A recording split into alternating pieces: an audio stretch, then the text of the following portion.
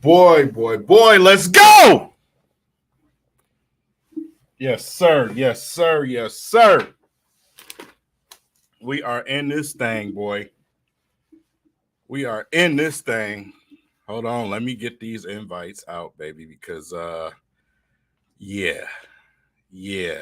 We definitely in the building right now, man. boy.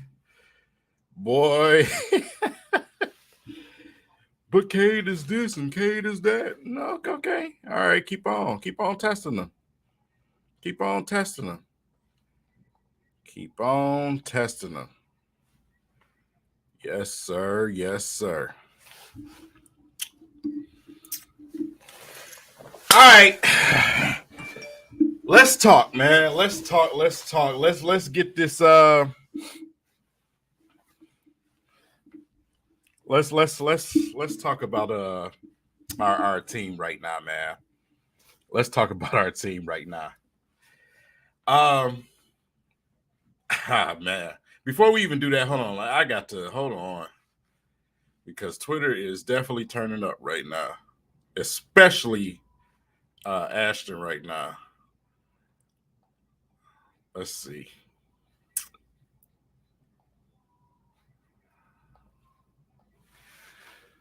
Let's go. He just tweeted out a couple of things. Let's see what he tweeted. Let's pull this down.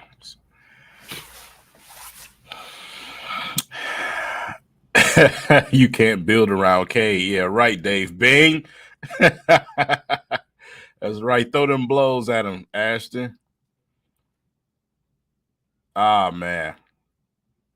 Man, injured. Just came back in beast mode, man. Absolute beast mode. Oh, he turned all the way up. He is turned all the way up, boy. Hey, hey. Yes, sir. Yes, so this is why I love the Twitterverse, man. Pistons Twitter is the best, man. Pistons Twitter is the best. All right, man, let's get back to it.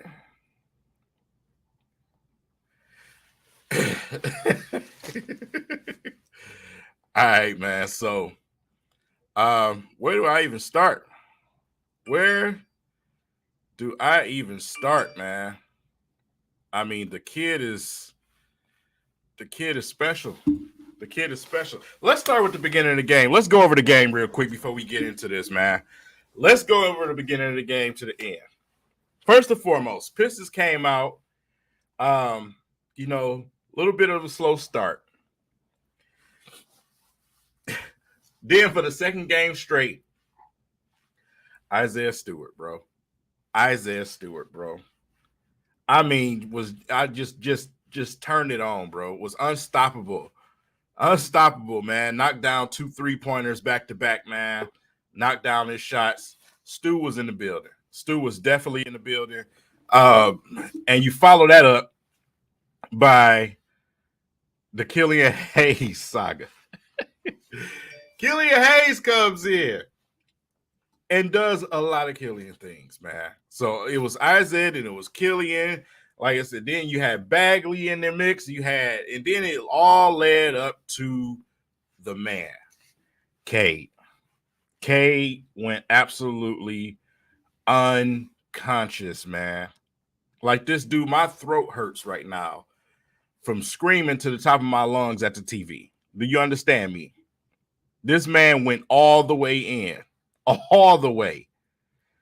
And my brother Willie about to get ready to come in here, man. I sent the link out to a few other people, so don't be surprised if we get quite a few guests in here. But yeah. Stop making all that damn noise. I What's heard going you all on, in my Wills? bedroom, man. hey, hey, that boy Cade went crazy that second half, man. Went absolute nuts, man. Like, dog, it is. I was, I ain't gonna lie to you. At halftime, I'm sitting there thinking, man, he hurt. He probably ain't coming back in here. They about to talk all type of smack on TV. This is the worst thing that can happen. Evan Mobley got injured. Now Cade is injured. all we needed because they just spent all day yesterday talking about you know who, Jalen Green. Jalen had 30. Jalen had 30. Okay. Bro. Cade went into universe mode. I mean, dude, where he was pulling his shots from was absolutely ridiculous, dude. Do y'all not? Are y'all listen? I got to give credit to Gregory Kelser. He was on point today. Him and Johnny Kane.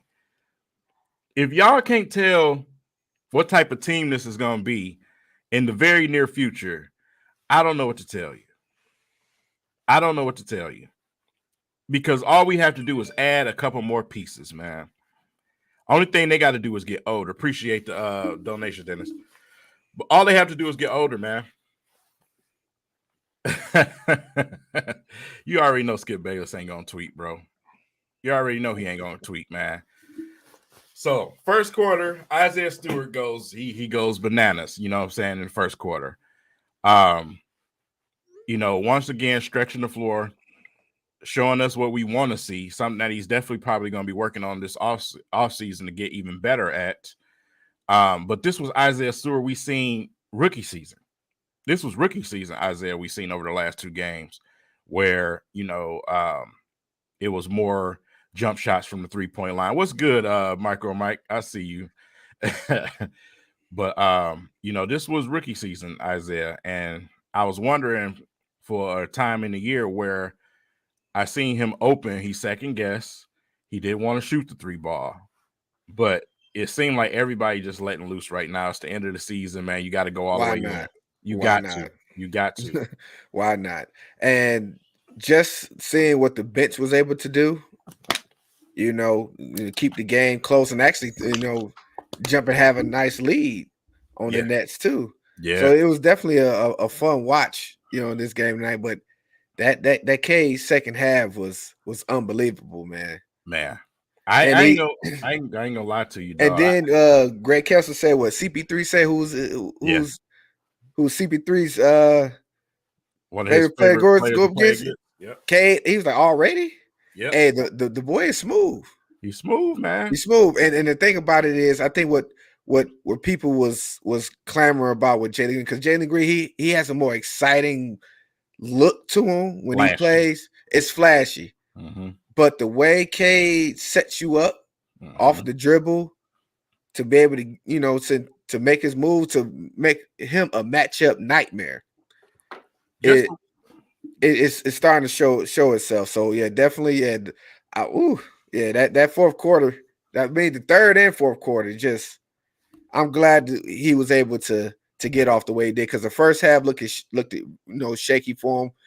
Then, of course, his back started acting up, which hopefully they'd be able to get that, together by the next game, because we wanted him to finish out strong, man. He'd be out. Cats fall on their back every day, B. He'd be all right. No, but the way he kept his composure, though, you know what I'm saying? The way he kept his composure, like I said, wasn't having the greatest start, to the game. Didn't have the greatest time after the fall, but the way he kept his composure, he keeps at it. When Cade is not playing well, he keeps at it, man. And that's why he always ends up somewhere around the range where he is when you look at it statistically, man, because he does not get rattled. And that's something that you can definitely not buy in the NBA right now, man. Because some dudes, man, when they having a bad game like that, it mess with them mentally. It totally mess with them mentally, man. So, like I said, just from tail to tail, the Pistons played hard. Even though they were struggling right in the very beginning, they started to pick it up and they caught right back up. Sadiq Bey knocked down some triples. They got in the game. And from that point on, they was all in Brooklyn ass. But I noticed something, King. This is what made me feel that they were on early in the season when we were making our predictions, that they were, playoff bound / play-in type of team, because this was the type of games we were having last season.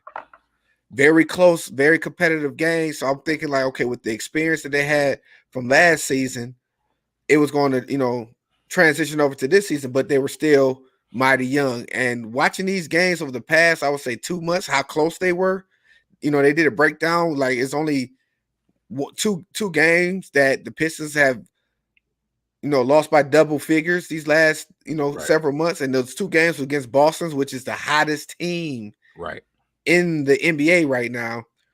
It's definitely a confidence booster to where going into this offseason and these guys in free agency should be looking at this team like they on that cusp, man. I might want to jump in on that. Yeah, you know what I'm saying? You already got a lot of respect coming from the other players around the league on these different teams, just seeing the type of way that the Pistons play, you know what I'm saying? Just like Bagley said when he first got here, he noticed how hard they played, you know what I'm saying?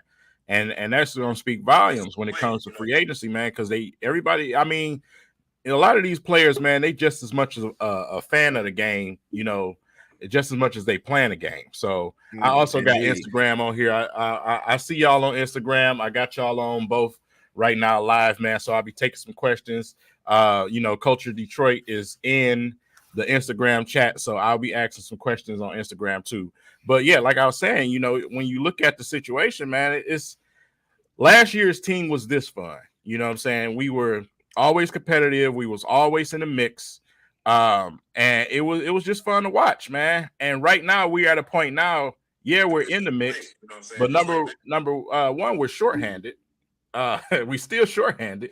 Exactly. And then number 2, we're winning some of these games. You know what I'm saying? So, like I said, a draft and a free agency, man, is going to take us to a whole different level, man, especially these guys coming from, workouts off the summer, man. What's good, Ashton? Bust? That's what they were saying? But what? Jalen scored 30. Okay. And who cares? Cade's that guy. He's him. He is him. That's Ashley. He on Instagram, y'all. But, man, listen. Hey, like I said, man, he's doing what he got to do. You know what I'm saying? To shut up the critics, all the haters, man, all the disrespect that he's been dealing with, not getting the foul calls, all of these things. And they missed some foul calls on him tonight, too. Yeah. So he could have had more than 34. He should have had more than 34. Right. Go ahead, Sean. What you say? First of all, hello, King. Thank you for welcoming me into your presence. We got our guy Kool-Aid over here too. What's up, my guy? Hey, what's good? What's good? We were just about to go live with the 313 report, and then we saw you were live. We were like, oh shit, let's just jump on here. Man, Cade Cunningham. I mean, first of all, thought he was going to be injured. Him playing in the second half was a doubt. For him to come out the way that he did out of that second half and just go ape, like the dude's insane. You know what I mean? I can't just help but be amazed by everything he does on a basketball court. And for him to do that, especially on a night that Kevin Durant goes out and gets 41, like for him to be dueling with Kevin Durant is just, that's special territory, man. That's just elite categories to be in. We're just seeing night by night this guy going out, doing amazing things, putting up big performances. Like, how much more do we need to see that this guy's rookie of the year, man? I mean, like I said, man, he's definitely building the case and making this thing overwhelming, man. Want to say what's up to my man Detroit Kool-Aid, man, in the building. Hey, for stopping in. You know what I'm saying? We got him and Sean in the building, man. Woodward's Pistons, you know what I'm saying? So, man, like I said, that game from tail end to tail end, man. What did you think about it, Kool-Aid? Bro, I'm only on this stream right now for 2 reasons. One of them is Cade Cunningham, and the other one is Kelly Olynyk surpassed Kojo in your hater power rankings, right? Those are, I told you we had to wrap big day. It's a big day. Yeah. Like, hey, Kelly Olynyk was nice with it tonight, though. On the assist tip, yeah. And wait a second, King. Kelly Olynyk was out there playing some defense today, man. He did for one play. For 1 or 2 plays. I knew it was coming. I knew one of y'all was gonna say that. I was like, this man actually moved his feet. I think he got a block in there too. That's funny, he did something, man, which is remarkable because that's not normally his go-to, but damn it, he found a way. He did something. And listen, Isaiah Stewart set the tone today. Man. from the jump, because it's like with him hitting them type of shots, I mean, how can you not get hype off of that? As a team, as everybody playing around in the bench, how can you not? Yeah. Y'all see it right here. Kelly O, 9 assists today from Kelly O. He figured out that it's best to just pass the ball time instead of step back and shoot a 3. He heard you, man. I'm telling you. Killian was out there hooping. He was like, nah, man. I heard King talking about don't go back to France. Kelly heard that. He passed up Kojo on King's hater power rankings. Now my man dropped the 9 assists. You know what it is, man. Like, it is what it is. But Cade Cunningham. Oh. That's just it. Oh. That's just it. Cade Cunningham. That's the whole sentence, man. I don't know what you say. He was battling. It wasn't just his stats, man. He was going back at KD. Like I said, what Kool-Aid, like he kept his composure. You know what I'm saying? He's such an upstanding young man. You know what I'm saying? This guy is like any other guy at that age. You know what I'm saying? It's just like you will see these guys crumble. I'm not playing well. I hurt my back. Oh, they be ready to give up, man. But Cade never does. He never does, bro. Nope. No. I mean, the thing with I see with Cade, man, this is exactly what Chris Paul was talking about, man. He's playing at his own pace, super smooth, and he's highly skilled. I don't think we've seen like a hooper that's this skilled this early. You know what I'm saying? Right. Like in our Pistons history, we kept going back to, he's breaking Isaiah Thomas's rookie records. He's breaking Grant Hill's rookie records. Now he's just extending his own rookie records. You know what I'm saying? Like he's getting into an era for us as like Pistons fans that's like, he's going to probably go down as the best rookie potentially in Pistons history. And he's doing it not looking like a rookie, but looking like a star in the second half of the season, man. Like I said, we got a rookie that plays like an all-star already. A generational talent for sure. Can we point out that plus minus stat that we tweeted over at Woodward Pistons earlier? By the way, if you're not following Woodward Pistons, go yourself. Anywho, anyway, Cade Cunningham. Since the All-Star break, the Pistons net rating with Cade Cunningham on the floor is plus 5.9. When Cade Cunningham is on the bench, their net rating is minus 10.7. Wow. So if you need any evidence that this man is incredible, there it is. His trainer is going crazy on Twitter. He went crazy on our live stream, by the way, last week too. Be sure to go watch that. Yeah. But anyway, it's there's just nothing but optimism and energy to have from watching games like that. I'm not gonna lie, I was terrified for the first half because I was like, no, guys, tank. Like, we want us stuck. Like, Jeremy's out. Like, please, guys. Like, I want my choice of Jabari or Chet. Like, I want the choice. Let me have it. Well, Casey did a good job of making sure that didn't happen. Kevin Durant also woke up. That helped a little bit. Yeah, that helped too. That helped a lot. 41 points. Casey did leave. He did leave Key out there a little bit too long. Bagley should have came back into the game. Oh, and Magruder was right on key with his, shooting the threes he was doing. Yeah, he is. Yeah, he didn't shoot as much tonight, thank God. He, there was that night where he had like 13 shots and only hit one of them. I mean, Rodney Magruder, there's some stat lines that like he only competes with Tony Snell in those levels, you know what I mean? Dropping the 0-0-0s. Man, and the defense, man. The defense from our backcourt. I see y'all in the comments. I'm getting to it. The defense from our backcourt, bro. I'm telling y'all. I'm looking at the stats right now. I'm telling y'all, bro. Killian had 4 steals tonight. 4 steals tonight. They combined for 6. 6 Cade and steals, Killian. man. Oh boy, I can't wait to next. Hey, talking about Killian, man, what a game! And he looked confident. Man. He didn't look like the pup, like lost in the deer lost in the headlights. He Man, he looked confident. He I see him strutting a little bit. I see him walking. I see him even handling the rock a little bit better. His one little step back 3. I don't know if it was a travel. Hey, in this NBA, that's good. Yeah. That's not even unstoppable, but he looked confident, man. He looked like he belonged out there. Yeah, and he tied for a team high in minutes too. Him and Sadiq were out there for 33. So, people are talking about Killian not getting a lot of minutes. I mean, this stretch, Killian's gonna get all the minutes he wants, man. We're gonna see him. And I'm seeing, you're seeing what Dwayne Casey's doing. It when Killian is on, like, not just defensively, but his offensive game, he's gonna leave him out there. Yeah, and I believe that's been the goal all along. Is if he gets going, if he gets the momentum, if offensively he matches what he's doing defensively, there's no reason why he shouldn't stay out there. And that's what we're seeing tonight. And you've seen the last couple of games when Killian is on, he's going to stay on. So you don't have to worry about him getting minutes as long as he's productive when he gets out there, not just defensively, but offensively, because that's going to be needed. I knew in some way, shape, or form it was coming.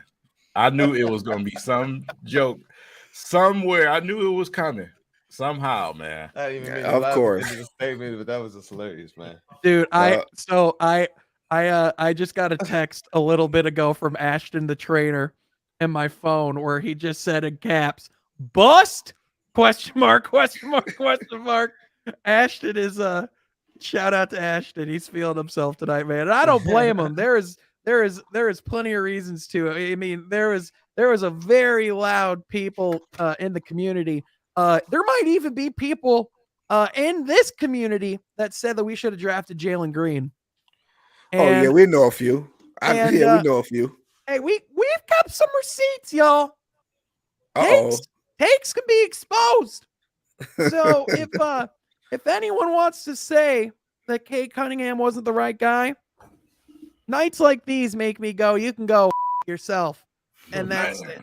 It's the crew of people. You know what it is? It's the people that don't follow Woodward Pistons. That's got to be it. That's the common denominator. Man, Kool-Aid's looking at me like he's gonna smack me. I'm just chilling, man. I'm just kidding. I'm just kidding. I'm trying to do. I swear, I'm trying to do two things at once, man. Because, like I said, Twitter is turned up, bro. They are so turned up right now. I mean, goodness. But yeah, I was gonna say, man,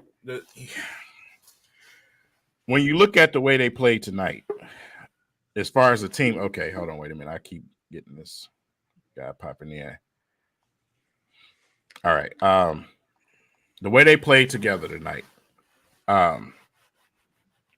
shorthanded against Brooklyn. Mm-hmm. Cade, he did what he did tonight, man, but his team was with him tonight. They were with him. You know what I'm saying? It just wasn't Cade and then everybody else. His team was the one that got it started. You know what I'm saying? When he wasn't playing well. And then he came in like when you have that guy on your team, like he was supposed to, he came in and he was trying to finish the deal. We fell short.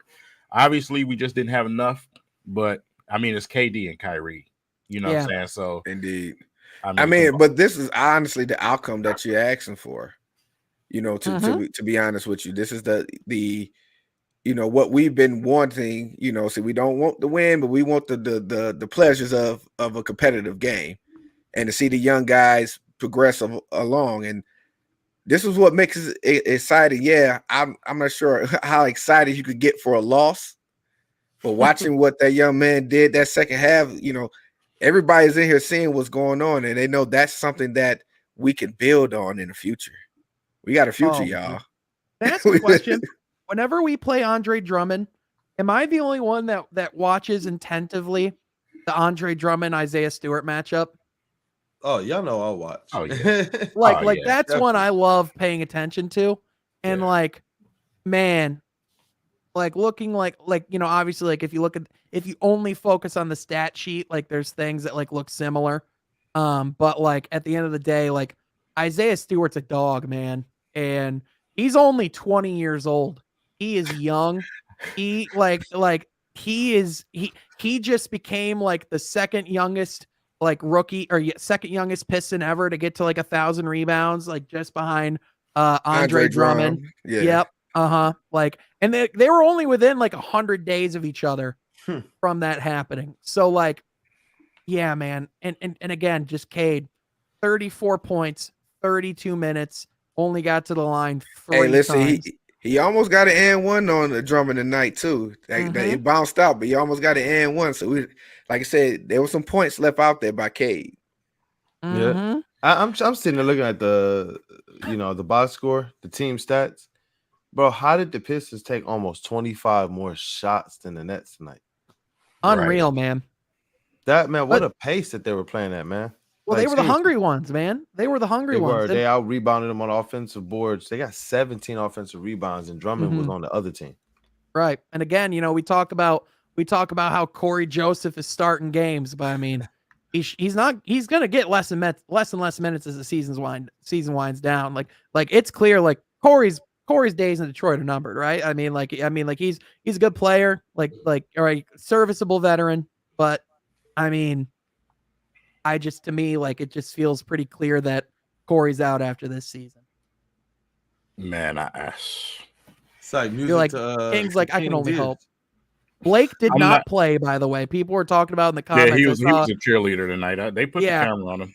Yeah, I saw someone say, question, how many minutes did Blake get? And then you scroll down, it's like, did not play. Coach's decision.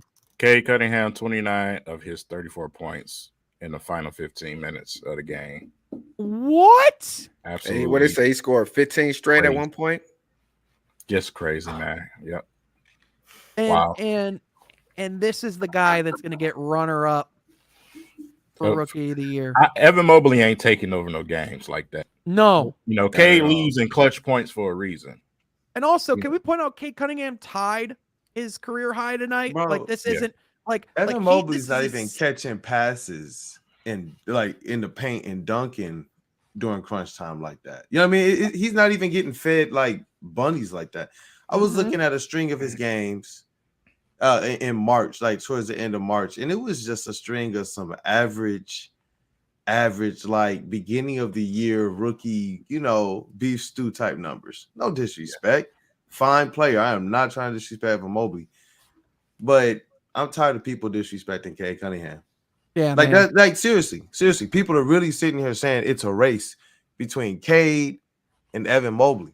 And like the young Piston fan in me that used to really, really, really, really be ready to scrap over Pistons is like, yo, y'all are really pushing me there.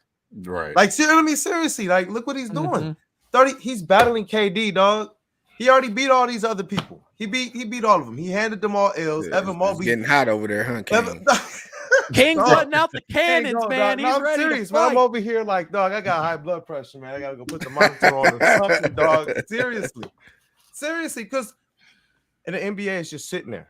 Nothing. Like, I hope they just got a big surprise in store. Like, hey, rookie of the month for March is Cade Cunningham, and he's going to be rookie of the year because who else can get it? Seriously. No one. Absolutely nobody. And here's the thing. People like, and again, I did a video with Jeff Ifrady today. I was talking with Jeff Ifrady earlier today, and we both just agreed that like, one of the things that really irritates us about the Rookie of the Year race is that, on one hand, for the MVP award, winning is not always one of the biggest factors. It's not on the table. But for Rookie of the Year, but we have to look at which one's winning games. Who looks at rookie years and goes, man, do you remember how many games he won his rookie year? No one gives a like LeBron won. Like LeBron, how many games did he win his rookie year? We don't care. We only care about the rings that he won, the final trips he's made, all the playoff memories he's made. Like the only thing we're to remember from rookie years is like which one looked like a grown man early, and it's been Cade Cunningham. He's doing grown man shit out there, man. How many games did Grant Hill win in his rookie year? Doesn't matter. It does not matter. That's literally could not matter. He was great. He was great, man. Like I said, they made him share it. At the very that's the least, thing. It better be co-rookies of the year. Right. And Cade is undeniably great, man. He's undeniably great. You know what I'm saying? I would say at least, Wait. I just saw LeBron and Melo debate all over again. No, it is not. Melo was that deal. Melo was that deal. Melo, Evan Mobley is not the Melo here. That's not the case. Like seriously, Evan Mobley is cool. But Melo was that deal rookie year. He was at the him and LeBron. Which I've argued that they should have split that rookie of the year. Really should have. They should have. Yeah. No, Cade is here. Mobley's here. And Mobley's is in a winning program. So there was already, at that peak before Mobley came along. So he was an added piece. But what Cade is doing is a great watch. And the fact that, we still have to game after game after game have the have these debates when, the fact that it's even a conversation when we see in front of our eyes how clear as day it is that he's the best rookie. That's the thing that's asinine. But like they said on TV, you know what I'm saying? And like they've been saying as far as Valley Sports, people, they're not watching these games. You know what I'm saying? The first thing to do is man. Well, how you get people to notice? I stand on this. I build my channel on this.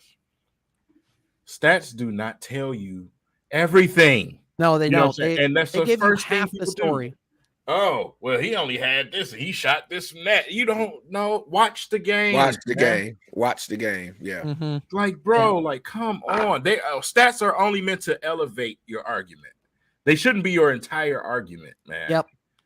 You know what I'm 100%. saying? Oh man. Stats aid the conversation. They're not the conversation. Right. And there's also the belief that numbers don't lie. Well, it's not the answer is that's not true. Sure. But what we can see in front of our eyes, what numbers tell us.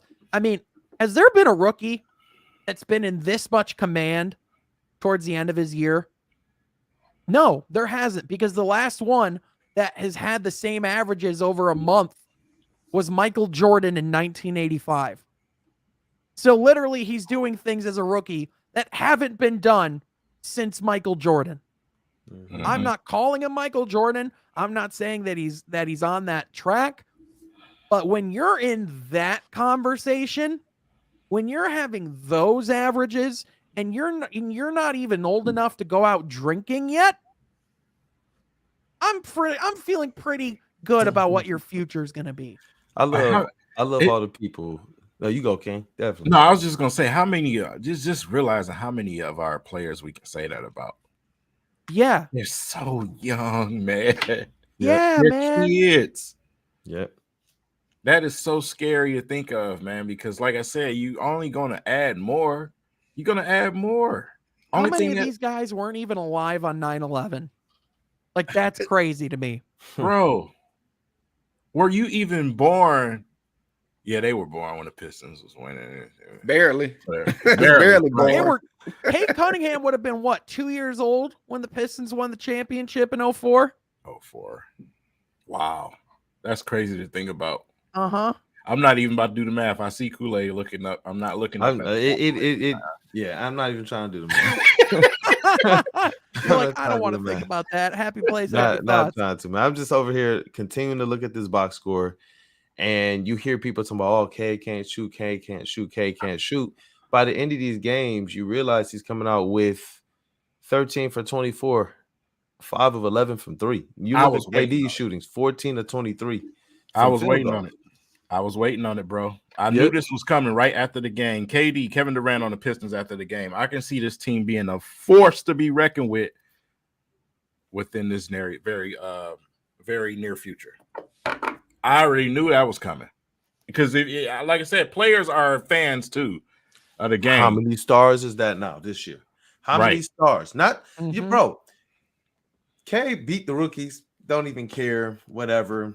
But every time from CP3 to KD, bro, you hear the DeRozan to DeRozan. You hear them like gushing, like you hear that. You hear them. I saw the DeRozan one. As soon as I said his name, he looked up and just said, "Hey, I don't need you to answer. I don't need you to say no more of the question. Don't ask no more of it. I'm gonna just." He was take just over like, "Oh, here." He's great." Yeah, like that's what you're getting from greats. Let's look at the coaches too. Their coaches are saying, "This is the best rookie. Come on, this is the best rookie." There should be no debate. It's almost getting to the point where I'm starting to realize Detroit is a much bigger market than I think we ever realized. And maybe the major media is just tweaking us for clicks or something. I don't know.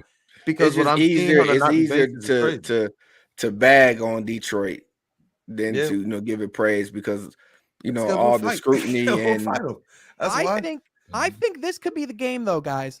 I think this mark my words. Tomorrow morning, I think we're going to be hearing some talk about Cade Cunningham on morning television because look, anyone that goes and gets their second 34-point game in their rookie year and then to do it in Barclays, in Brooklyn, against Kyrie and Kevin Durant and almost win the game.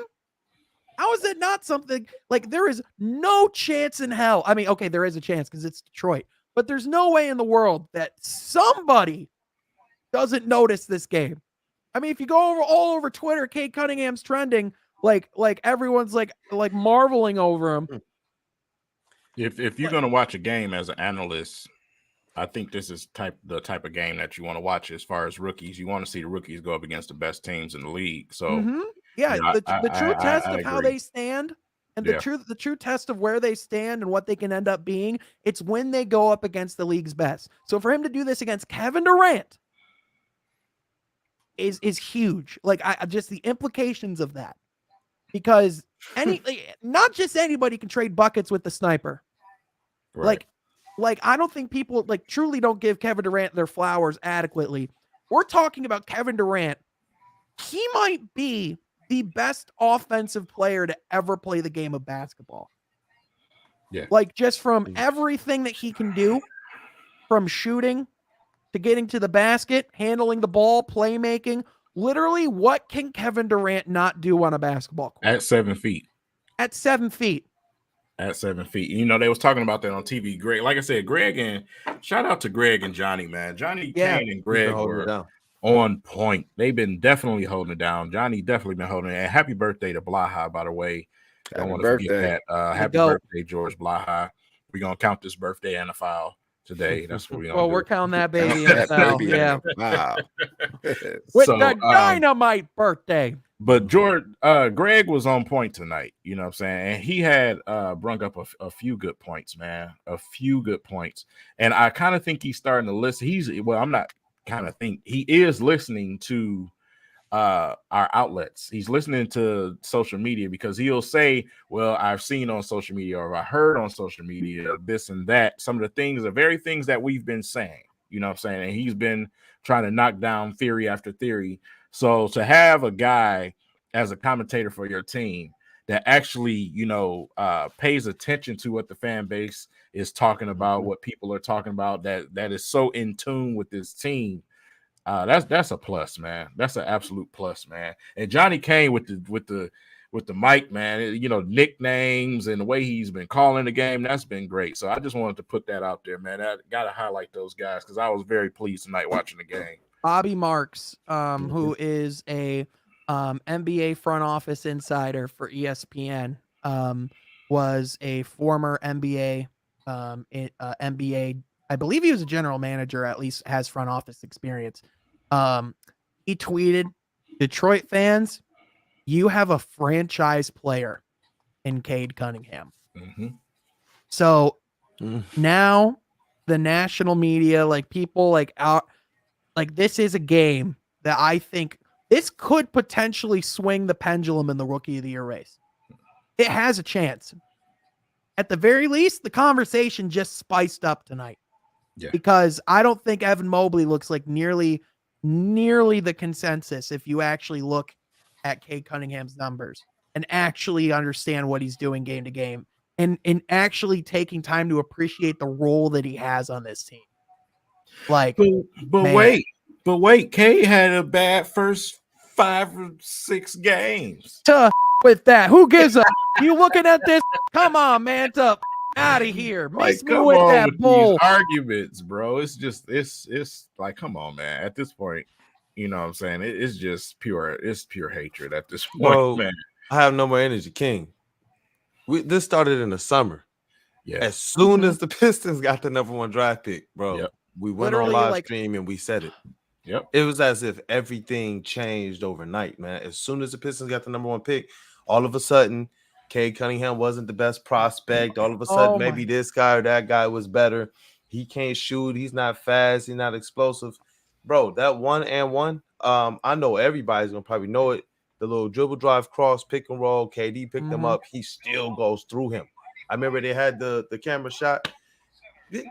Straight through him. The vegan. Remember you know after what I'm saying? one I'm summer like, league game when people were calling Jalen Green like we're putting him up in the Kobe Bryant levels of scoring, and like we're saying that this guy has that type of mentality, and how Detroit didn't want him and he's angry. Like I remember watching the summer league, and it was like every single time they saw him, it was like, oh, you're mad you didn't go to Detroit, aren't you? And it was just like if I have to sit through that ever again after this season, like imagine telling people after this night, not knowing Cade Cunningham literally any other night than tonight, telling them that people were calling him a bust 5 months ago. Like, imagine with everything we know now, what we could go with at people saying, oh, this guy's a bust. Clearly Troy Weaver doesn't know what he's doing. Nah, man, I've been going at people since before we had the #1 draft pick, and that's on wax. I've been telling people this for a long time, man. Like, yeah, I get it. We didn't play in the NBA. You know, some of us might have got the chance to play in all of this, but we know hoops, if my knee man. didn't go out, man. Look, we know hoops, man. We've been watching this guy play. Like, he didn't get player of the year and things like this. Like, that's so disrespectful to me, man. Like, the you know what I'm saying? Like he wasn't on, you know, the select teams. Like, he wasn't this guy who was the consistent one from Little League, all from AAU all the way through. The consistent one, not the guy who, you know, he had a growth spurt and messed his game up. Not those guys that we hear about. Not the guy who, he got to change positions. I mean, this guy was always handling the rock. He was always a facilitator. He learned to shoot. You know what I mean? And he continued to progress, and he never stopped that. I don't know why people got, you know, to this point where they started saying, oh, now all of a sudden he's not going to be the player that we've always known him to be. I told people that the NBA spacing was going to be fabulous for him, even with a lack of shooters. I said that. The NBA spacing, the way that they call the games, even without the amount of fouls, he should be getting more foul calls. But with just the way they play the game, it caters to the type of player that Cade is and the era that they're in right now. I told people that. So to hear a lot of these media types go in and write these articles, you know what I'm saying? Because they have to instantly go pro team when they know who their players are going to start drafting. When they start putting that stuff out on wax, man, they have to then carry out those narratives so they can avoid their freezing cold takes. That's on them. That's not that. Look, King, you know, we were talking about this last summer, bro. Absolutely. We kept it through consistently because that's what Cade is. You know what I mean? So it's just like, man, I don't even have the energy, bro. Yo, if he doesn't win Rookie of the Year, bro, that's gonna be an epic live stream. I'm serious. Oh my! I'll rant seriously rant for the first time. Y'all gonna be like, yo, I didn't even know Kool-Aid could say stuff like that. I might get arrested. like I honest to God, like I might riot in the streets, like, you know, like the images that we've seen of crazy things people have done in the past. I would go apoplectic if Cade Cunningham was not the Rookie of the Year. And like the thing is that the award doesn't matter in the long run because this guy's just different. But like I'm just at a loss for words, man, at anyone thinking that this guy isn't it because it's him. King David said Oklahoma paid Cade for a reason. That boy the truth. I mean, if you seen what he was doing at Oklahoma State, I don't understand why he wouldn't have been that #1 pick. I mean, when it came out that the Pistons was drafted #1, oh man, I jumped up out of my seat. I screamed throughout the house because I was praying because I was like I knew it wasn't going to happen, but I was like, oh, somehow, some way, I wish the Pistons would be able to get Cade, get that #1 pick, and when that envelope opened and the Pistons came out, oh man, I was just so excited because that's something that we needed, and he's proven, you know, this is, you know, where our franchise is going to go. This is the guy. We got our guy. We can build around our guy. If you were to ask us as kids, the type of player we wanted on the Detroit Pistons, it's Cade Cunningham. Like, literally checks all the boxes.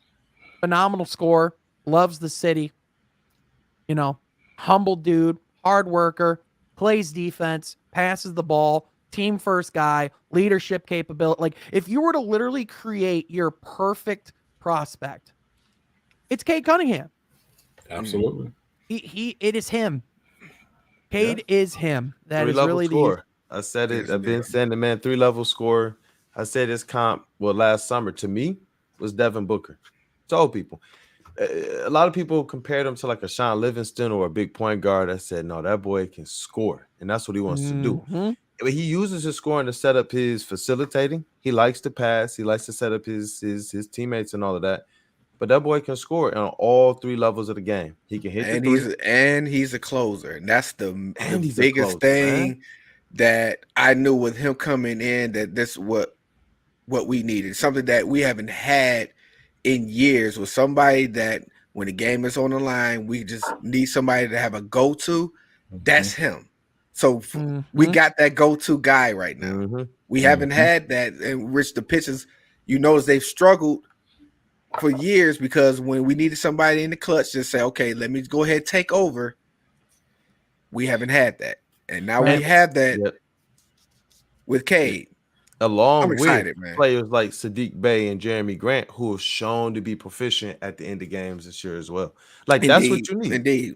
LeBron, there are games where he absolutely just murked teams, absolutely put them to bed.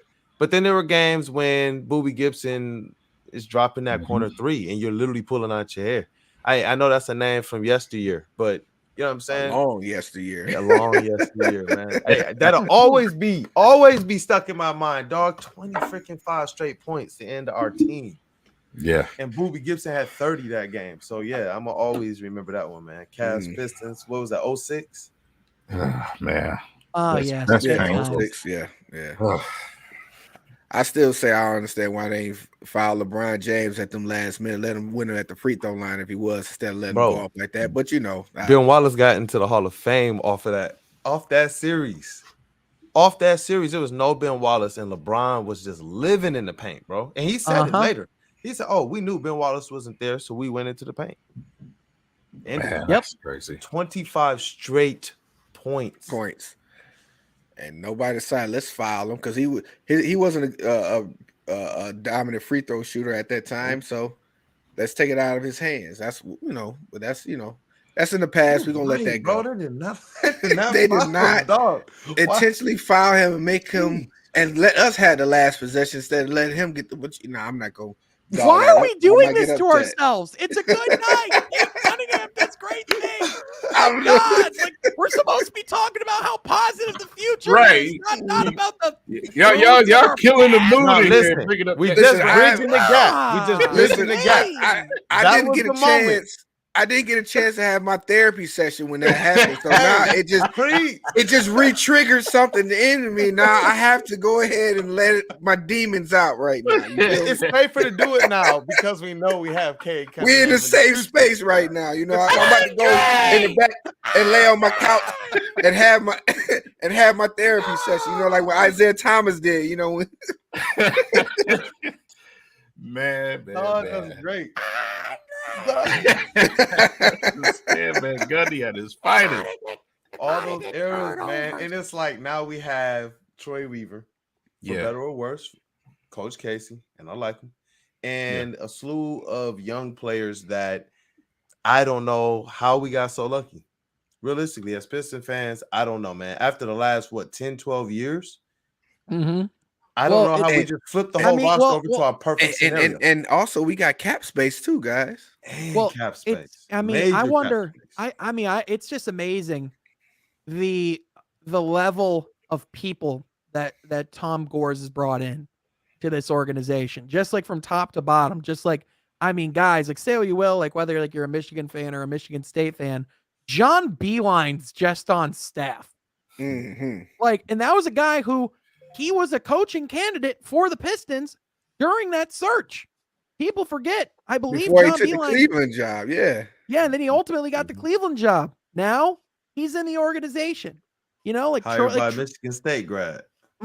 Yeah, Troy Weaver, just the basketball acumen, like the amount of respect that he has throughout the league, it's the fact that like Tom is like he's letting the people that need to come in and do their jobs and run the organization, he's letting them do it, and he's not being a distraction. He's being quiet. He's letting those guys do the talking, build the program, and like he's not trying to take those shortcuts anymore. It's not the shortcut of needing to get to the playoffs, like winning now, like he was like, oh, well, we're always going to shoot for the playoffs. When that was the case, I knew we were screwed until he no longer had that philosophy. And I miss Tom Gores talking though, and I miss T-shirt Tom. Yeah, bro. There it goes. That's it. Shooting those T-shirts around, man. Hey, he's got a cannon with them T-shirts though. He's he's Joe Montana with a T-shirt, dude. I'm telling you what. Bro, y'all remember his drunken high five shoulder grab with drumming? I love Tom Gores courtside, man. Man, that was before they had the bar at courtside, dude. Now that shit's ready to go at all times.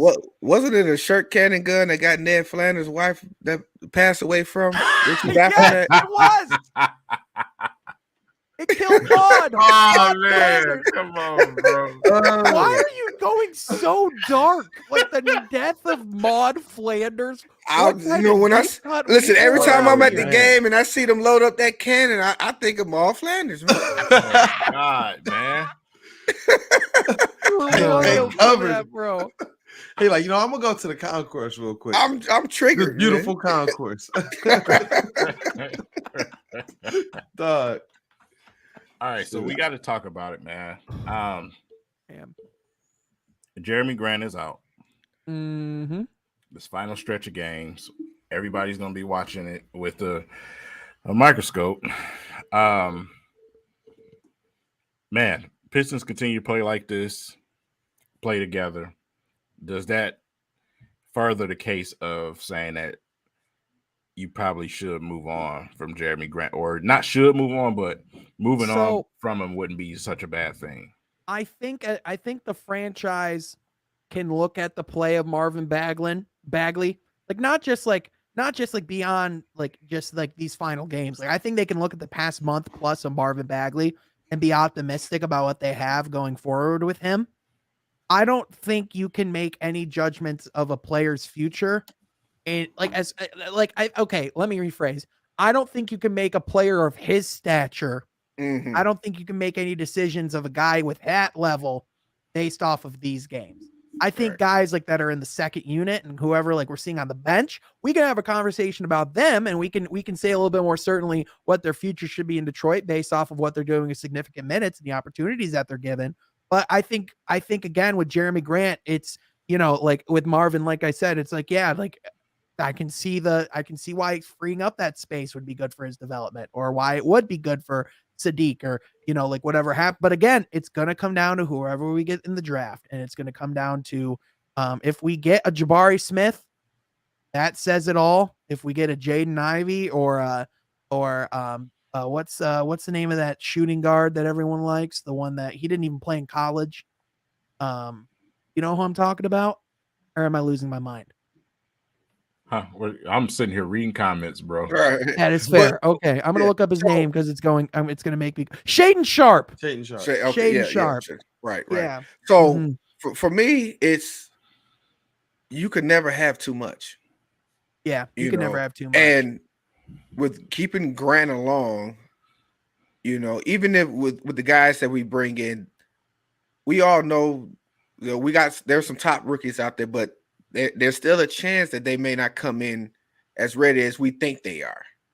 And to have a guy like a Jeremy Grant that is a solidified 20 a night guy, great answer. It's just not something I will want to part from, especially seeing what we have. It's like to have Grant, Cade, and Jeremy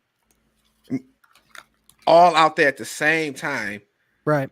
Spread out makes it a matchup nightmare for the Pistons.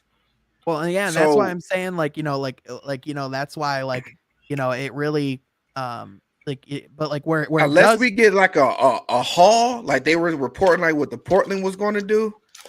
If we don't get anything like that, I don't see us even needing to mess with the chemistry, because with them three was playing together, we had a nice run when healthy, and they had a nice stretch. You see that run that they had. Why would we not want to keep that going? You said the key word for sure, chemistry.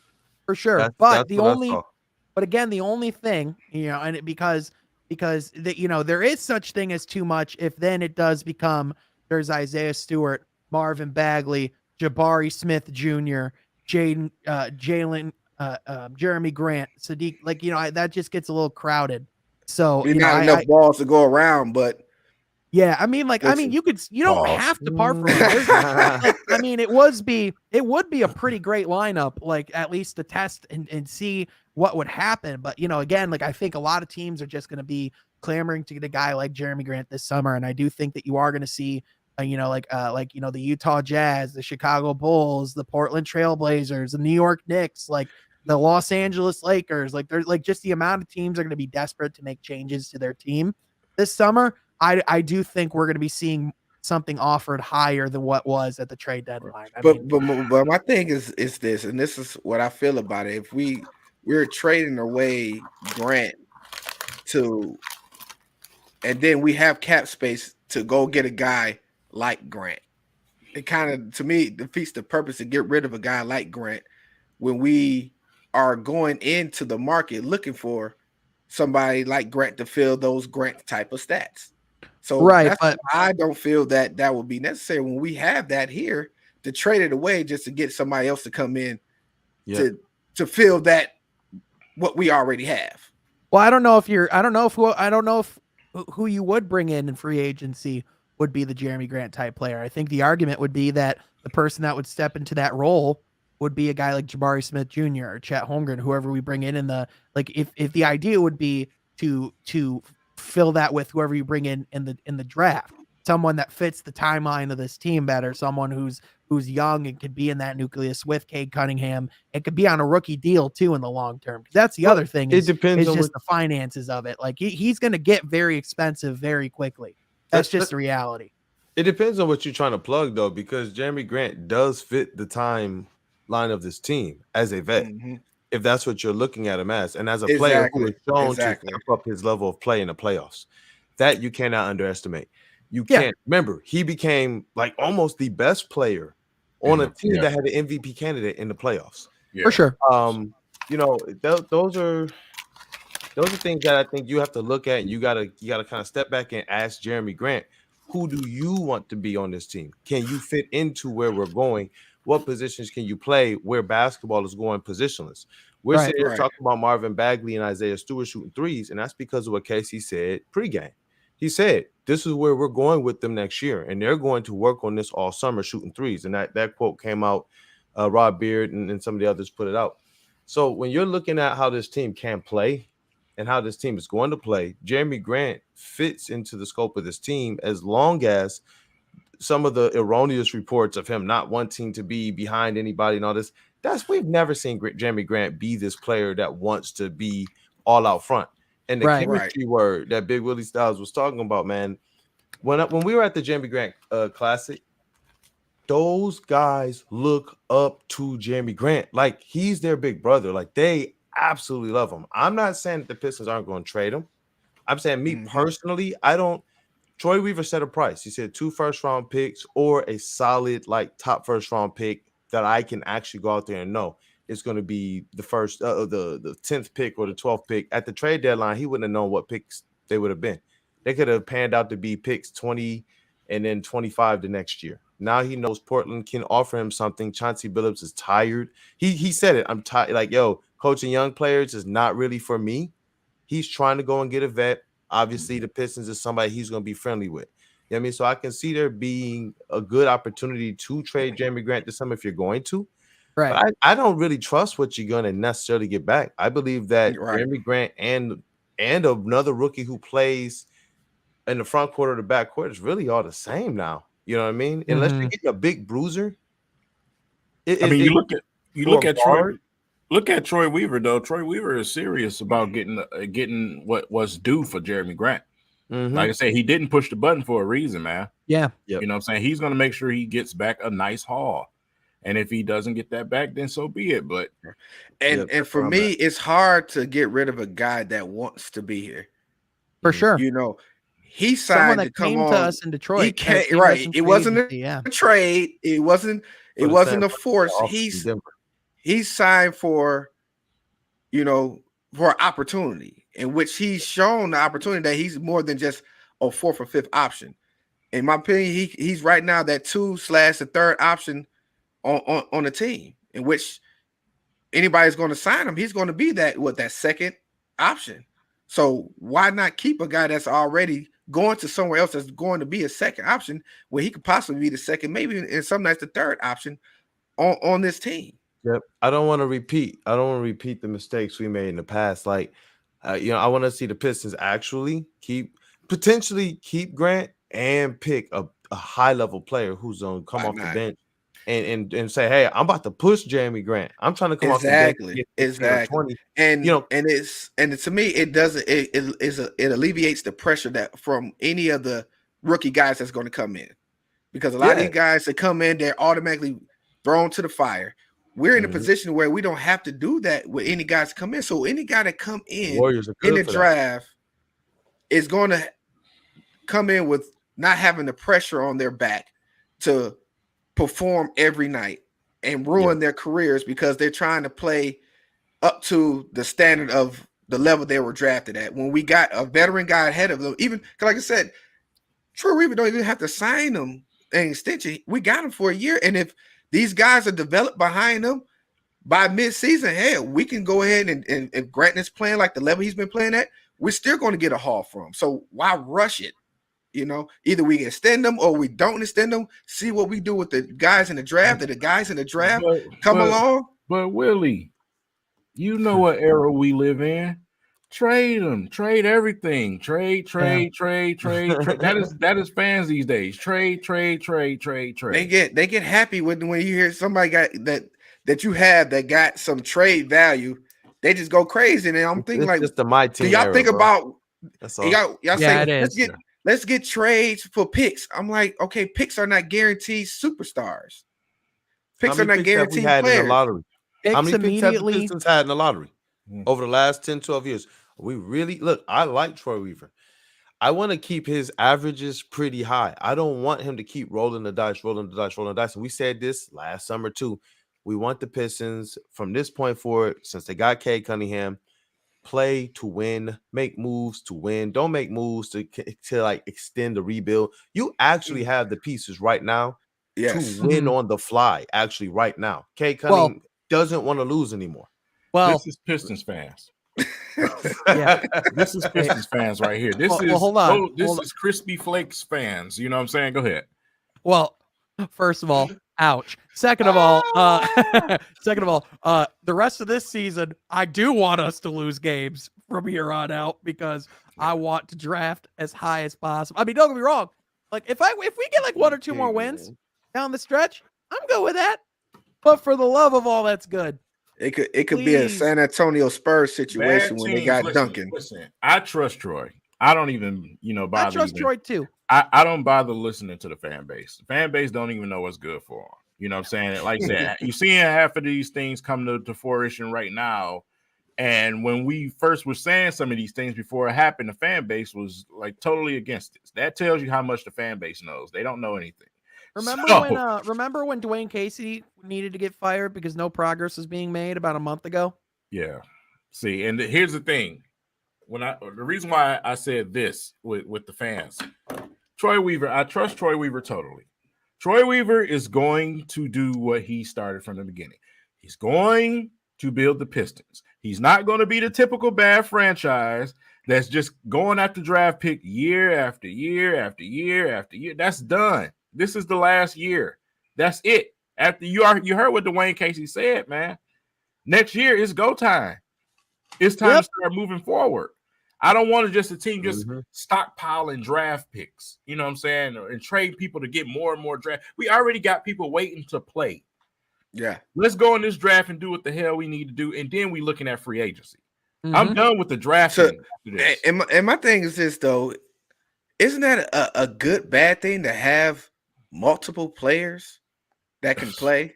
Like, why are we trying to get rid of some? Why not try to stockpile and make it a competition?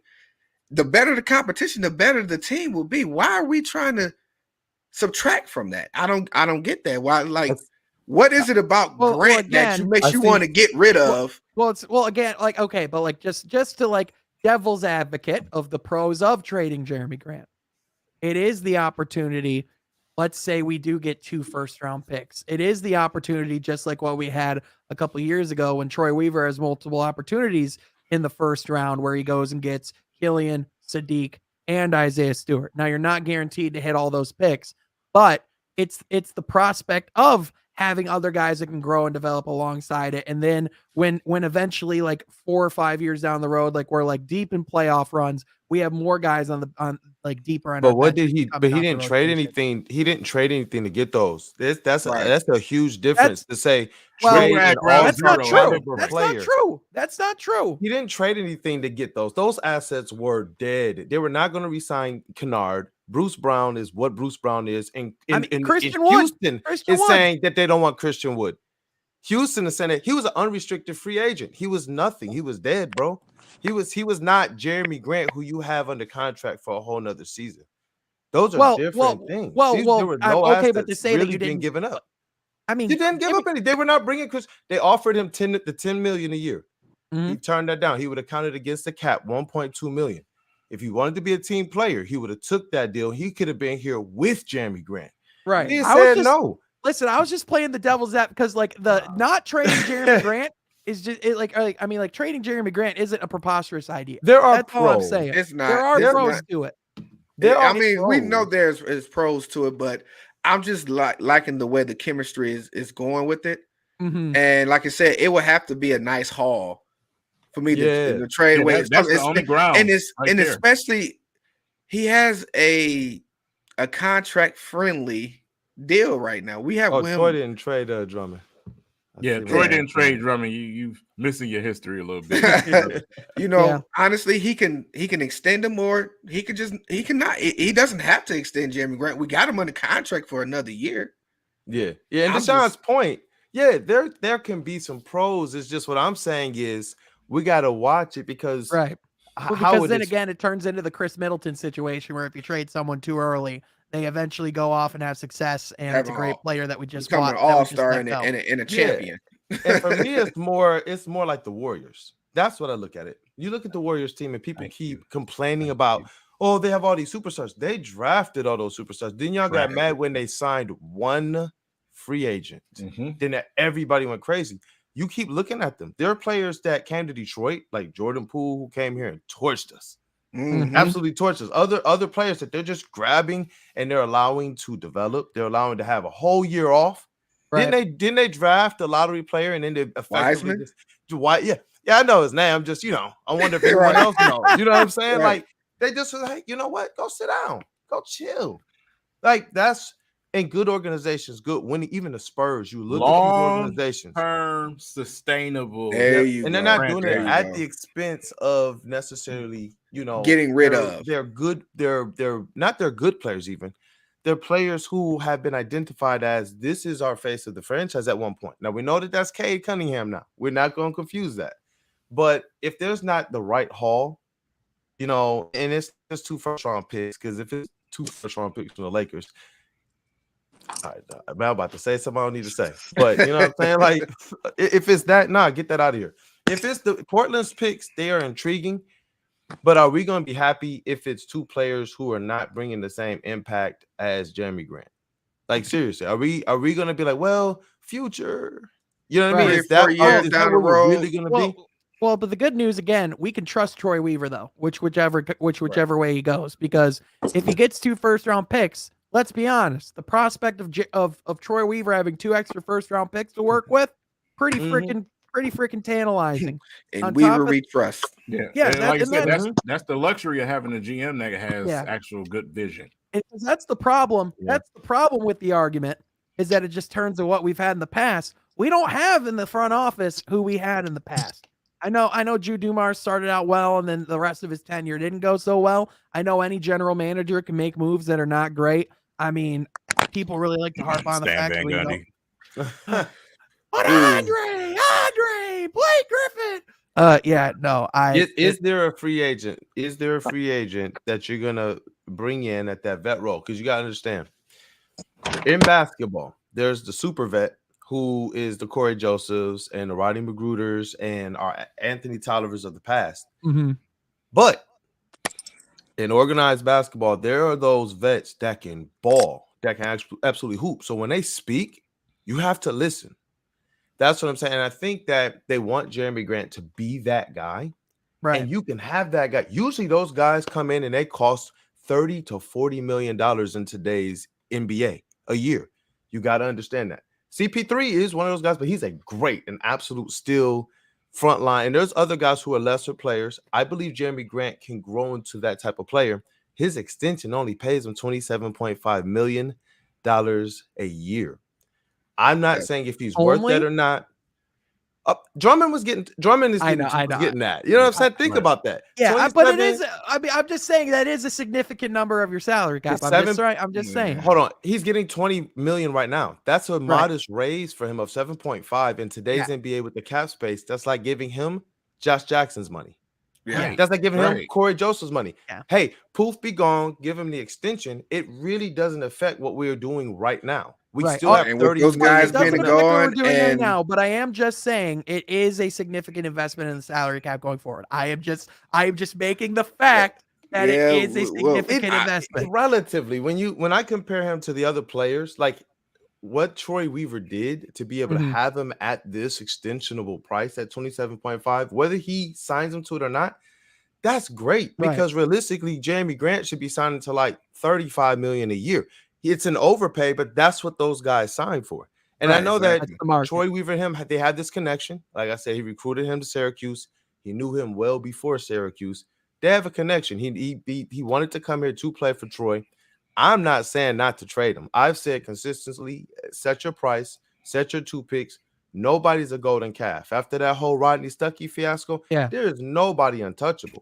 And I'm not even saying to trade him. I'm just giving the other side of the argument. I'm just being the devil's advocate. And I hate that. I hate that argument. I hate that argument when everybody see any. I don't understand the Pistons fans, even Lions fans, when they see anybody close to 3-figure contracts, get spooked. We can't pay for, like, we don't want to pay for good players, or like, oh, Jeremy Grant, he's not worth 80 million or 100 million. Like, we got guys getting paid $200 million. What'd you say? He ain't worth the 80 million. Isn't that what they said about him the last time? They said he wasn't worth the and now look at how friendly his contract is. Oh my God. And Troy said, no, I know what I'm doing. And again, to Sean's point, with fans, it's like Dave Chappelle's like, hold on to all the money. Like, no, we don't want to pay proven guys. You know, we just, oh my God, let's trade him so we don't have to pay him $100 million. The only reason why I get like wincy, like the only reason why I get like that with the salary cap even a little bit, I will admit, it is solely because of the fact that this is the first time in how long we have cap space.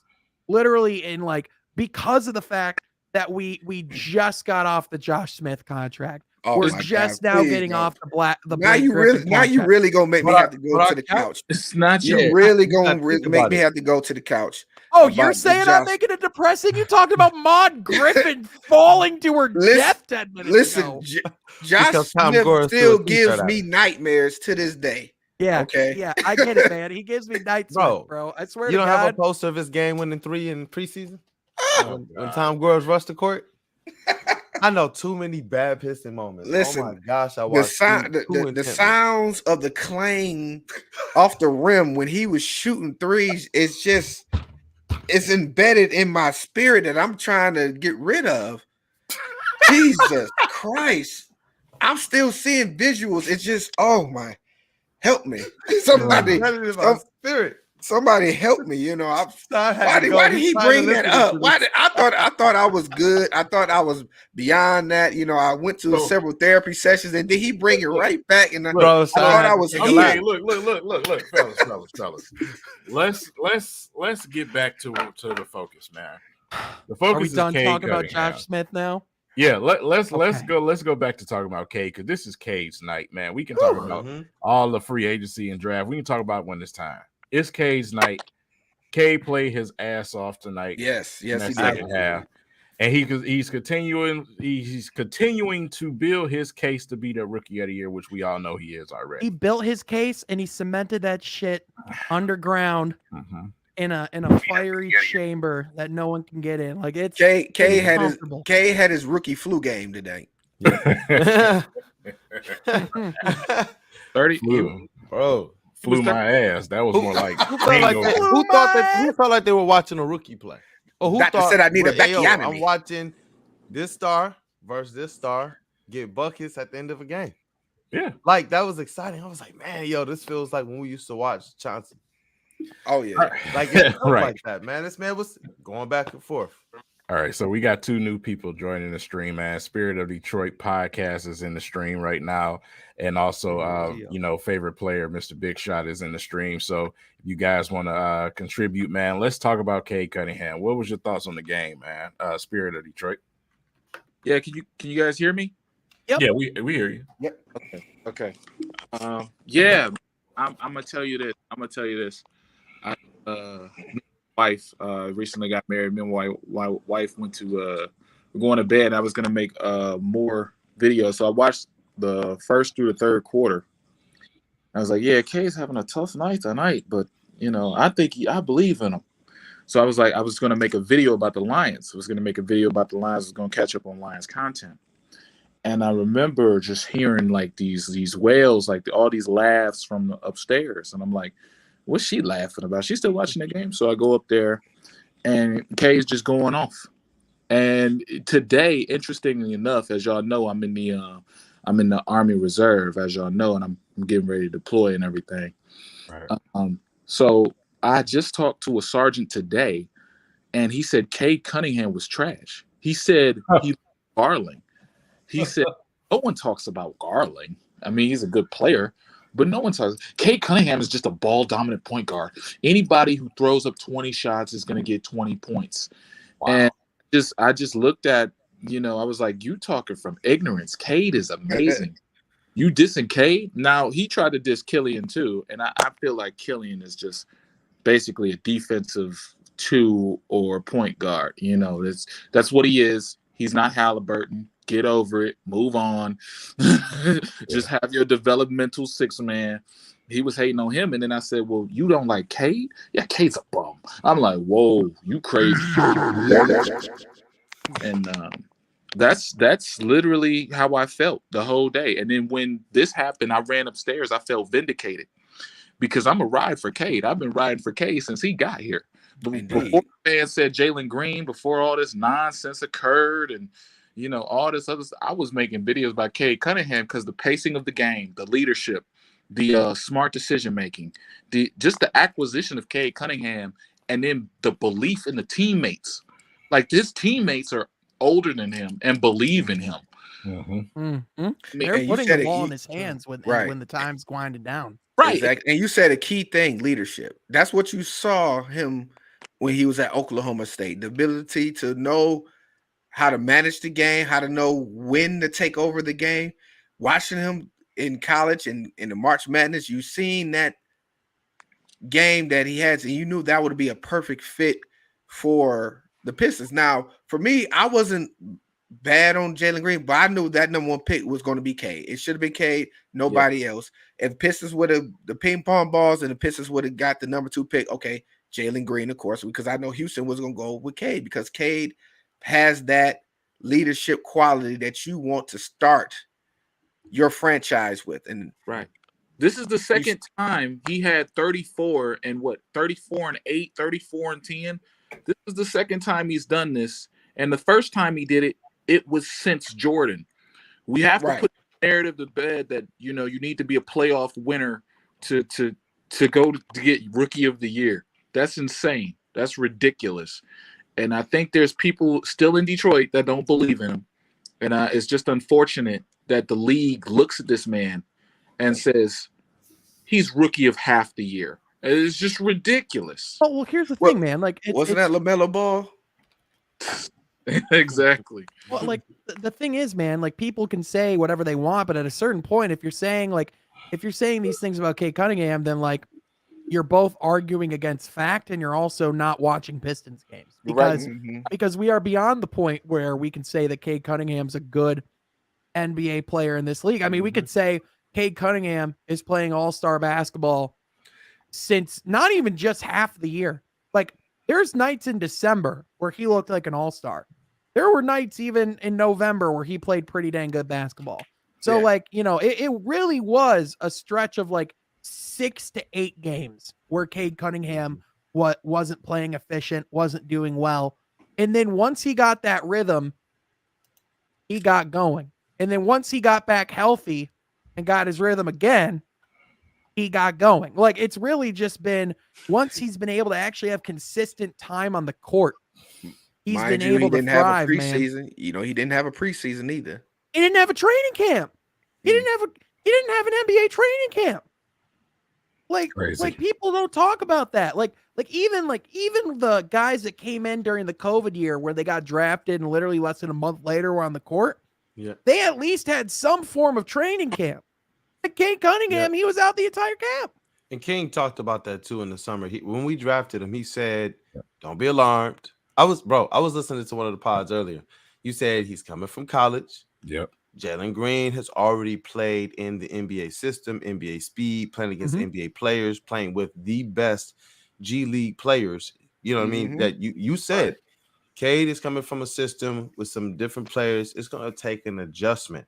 And then you compound that with no training camp, slow start, injuries, things of that nature. For the type of cerebral player he is, it takes some time to kind of get acclimated. But that didn't mean he wasn't skilled or talented. I mean, you know, we go to the court. Sometimes our acclimation is just sitting on the side, waiting for next. And you know, you're looking at the players, you're looking at the game. Then your first game, you just filling things out. Then all of a sudden, second game, they're like, oh, he can hoop. He can. That's what we saw with Cade. That's what, and people underestimated that because they just looked at him as if he wasn't both a hooper and a basketball player. Yeah, he's both of them. He's a student of the game, and he'll take your soul. He's trying to take people's soul. And you know, the people that was against it, I knew just didn't watch. They didn't watch no college basketball. The people that was saying, you know, like I say, we got fan bases here in Detroit. They don't watch collegiate sports. You know what I'm saying? So, you know, I knew for a fact that's where a lot of that energy was coming from. But, you know, it was more to me about, you know, Jalen Green is going to be a great scorer in this league for a long time if he can stay healthy, man. Yeah. I didn't like the style of his game. I think it's a dangerous type of way that he plays the game. I love explosive players. I get nervous every time I see Ja Morant go up for a dunk because he puts so much stress and strain on his ligaments, his knees, his legs. It's a dangerous way to play. But Jalen Green, he's going to be a great scorer in this league, no doubt. But he's a one-trick pony to me. Jalen Green is looking to lead the box score. Yes. Cunningham's looking to lead a franchise. He can. Simple. You can win the scoring title. Fine. Cade wants championships, bro. That's literally. I saw someone say, "Look at Cade's story," and I was immediately going to Cade's story because I was like, "Oh, what did he post? Something juicy. It's got to be." You know what it is? What? It's him huddling with his team. Right. Pre-game. It's literally just. It is, and it's not. You can't even see him in the photo. Like it's all about the guys to him, man. And man, them boys love each other, man. Oh my gosh, how tight knit this group looks, bro. Unreal. Yeah, and you know, like I said, man, it's not about hating on Jalen Green. Jalen Green, it's not at all. Would have been, like I say, he's going to be a great scorer in this league, man. But it's going to change the trajectory of a franchise. Right. We want more bang for our buck, man. We need the leadership. We need, you know, the other parts of the game. We need the defense, the rebound, and the assists. We need all of those other parts of the game besides someone that can just put the ball in the basket. And that's been Houston's problem over the years, man, with the type of guys that they bring to that franchise. Yeah, they can put the ball in the basket, but you don't have leaders. You don't have guys that's going to lock down on defense. You don't have these other traits that you need. Detroit basketball is built off players who do multiple things for their team. It's built off guys that come in as leaders. Ben Wallace was a leader. Chauncey was a leader. You know what I'm saying? So it's just different here, especially in our market. Right. It's fun. It's all fine and dandy. You got a guy that can fill up the stat sheet. You got him and you got Kevin Porter Jr. over there. You know what I'm saying? You got two of them. Fine. But you're still not winning. You're not winning. I had a conversation with my wife, and I was just looking at the Isaiah footage during halftime. Him shooting with livers. I don't know if y'all saw that. Yeah. But I was like, this right here is culture. Yep. This right here is we're back to business. You have a team, you have the go to work Pistons, you have the bad boys. This is something the Lions don't have. They don't have like a culture where it's winners and you can see the OGs coming in and you see trophies. Detroit Pistons are a historical organization, even when they were Fort Wayne. This is a historical organization. Now, we're not like the level of the Celtics, but we in that category to whereas there's an expectation to win. There's an expectation to be everything you need to be as a complete basketball player, a composite of a complete basketball player. And I just see it with this team. I don't know what their nickname going to be. I don't know what the story going to be, but I see the same thing I seen in 2004. I just see it more special. Motorcade and company, man. And it's throughout, though. It is throughout. Just going to the games, you know what I'm saying, is a hell of an experience, man, because they out there on the floors with the fans. You see them out there together. It's that energy is back. You know what I'm saying? That energy is back. And, I was telling Ashton, man, bro, y'all ain't seen nothing yet. Nope. You know what I'm saying? Wait till the bandwagoners come. Dude, literally, when the city of Detroit, like, all it takes is for you to be a playoff caliber team. Yep. Because even when we sucked and we were in the playoffs 2 years ago, the Little Caesars Arena was filled up and it got loud. It was rocking for Detroit. Yep. I even remember I went to the 2016 Cavaliers Pistons game 3 when Kentavious Caldwell-Pope got that breakaway dunk on LeBron. Yep. Oh, that was electric. That moment, I haven't had that kind of moment in Detroit in quite a while. I felt that energy. Even when Cade Cunningham was like opening night, even when he wasn't suited up, he would just walked out of the tunnel like in streetwear. The crowd went crazy for that kid, man. Yeah. And I even remember being in the LCA when we drafted him. And just that night was just special. I mean, and it's we need to get Cade on a copy of 2K, man. My God. We do, but I'm about to tell for this question right here. I need you to get your controller up. Because something just as we were talking about the Houston Rockets and the players that you were mentioning. Get this word, bro. There were a bunch. Side note, but there were a bunch of fans, right? There were a bunch of fans who wanted the Pistons to look the way that the Houston Rockets do right now.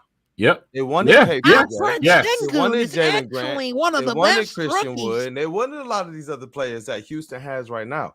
Would you trade futures with Houston right now? Absolutely not. No. Absolutely not. No. Think about that, yo. Hold on. People were trashing. Oh, why would they trade him for all these first round picks since he's throwing oatmeal and bowls of like soup at his teammates, bro? That's why. Hell no. That's why. Troy know what we're doing, man. And then he got to this year too. It's like, God. Oh man. Hell Houston is like the Bizarro Pistons, man. That fans want it. Yeah, that's what. Actually, I listen, man. That's why I keep saying. That's why I keep saying our fan base don't even be realizing what's good for them, bro. They really don't. They don't. They be so ready to trash something that we do. Yeah. Like, man, I get the pain, that we come from Fat Meatball Van Gundy, and I get it. I understand it, but this is different, man. Stan Van Gundy does look like if a meatball sub was a person. You can't tell me he doesn't stuff his face with pasta and meatballs. Chuck Brewer in the chat, by the way, said Sean needs help. Chuck, I couldn't agree more. They can't pay my counselor enough, to be honest with you.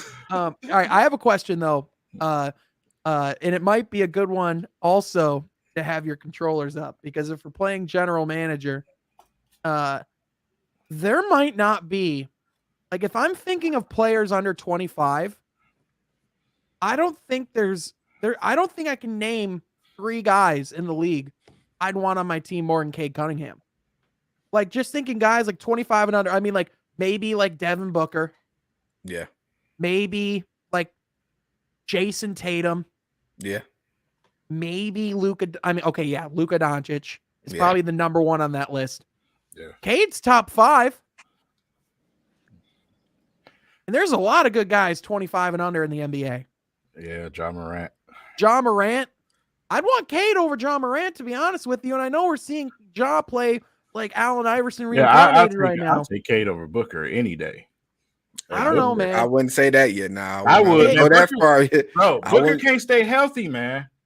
He's been healthy all year. What are you talking about? This year, wait till the playoffs. Watch. I bet you we get it. I bet you out before the playoffs. Yeah. He played with a broken nose last year. In the playoffs. I just not yet, guys. Not yet.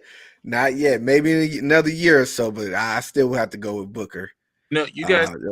Interesting. I hate to cut you guys off. I'm sorry, but you said something interesting when you talked about the contracts that the Detroit Pistons, Detroit whatever fans don't want to pay. I actually had an anecdote for that. I remember my dad when it was Ben Wallace's contract. This is like 2006, 2008, probably. Oh, another therapy. Go ahead. Paid that man.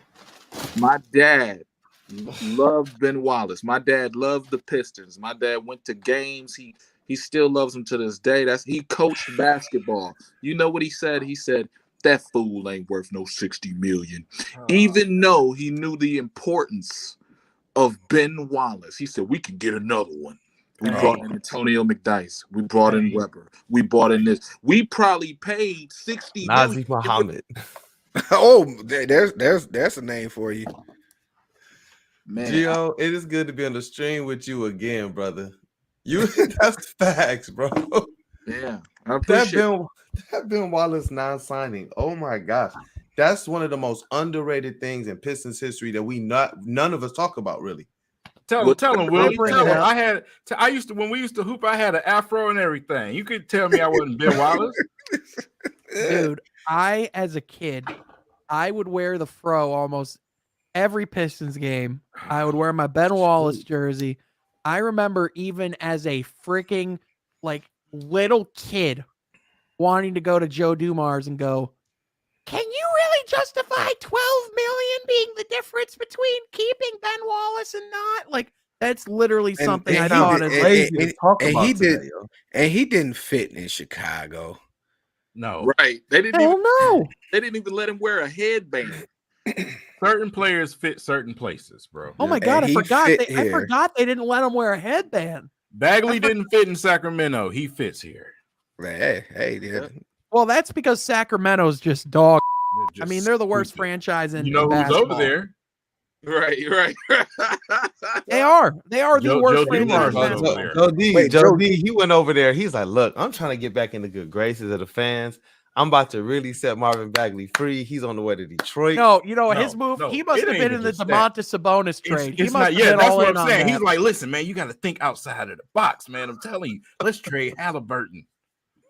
That's Joe Duhars, man. Listen, man, Rodney Stuckey. He's training to come back to the game, dude. Rodney Stuckey.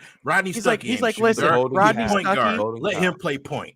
Yeah, he's and like, let's listen, and let's Rodney trade Stuckey, Chauncey Billups and get Allen Iverson on his last leg. Oh. And okay, I'm going to the couch now. Y'all Rodney Stuckey, keep that doing guy, this to me. Y'all keep Rodney doing. Stuckey, he can come back. And you So know let's what? trade Stuckey- Tyrese Rodney Halliburton. Stuckey wasn't a and bad let- player.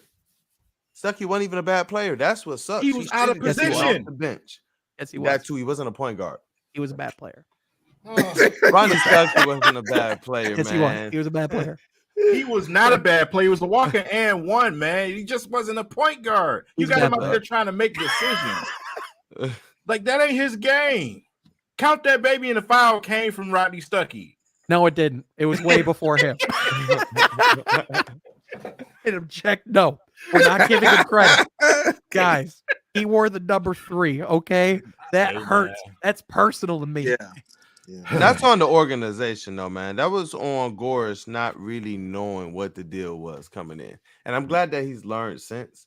But these players were coming in saying that they wanted to live up to the legacy that these former players left behind.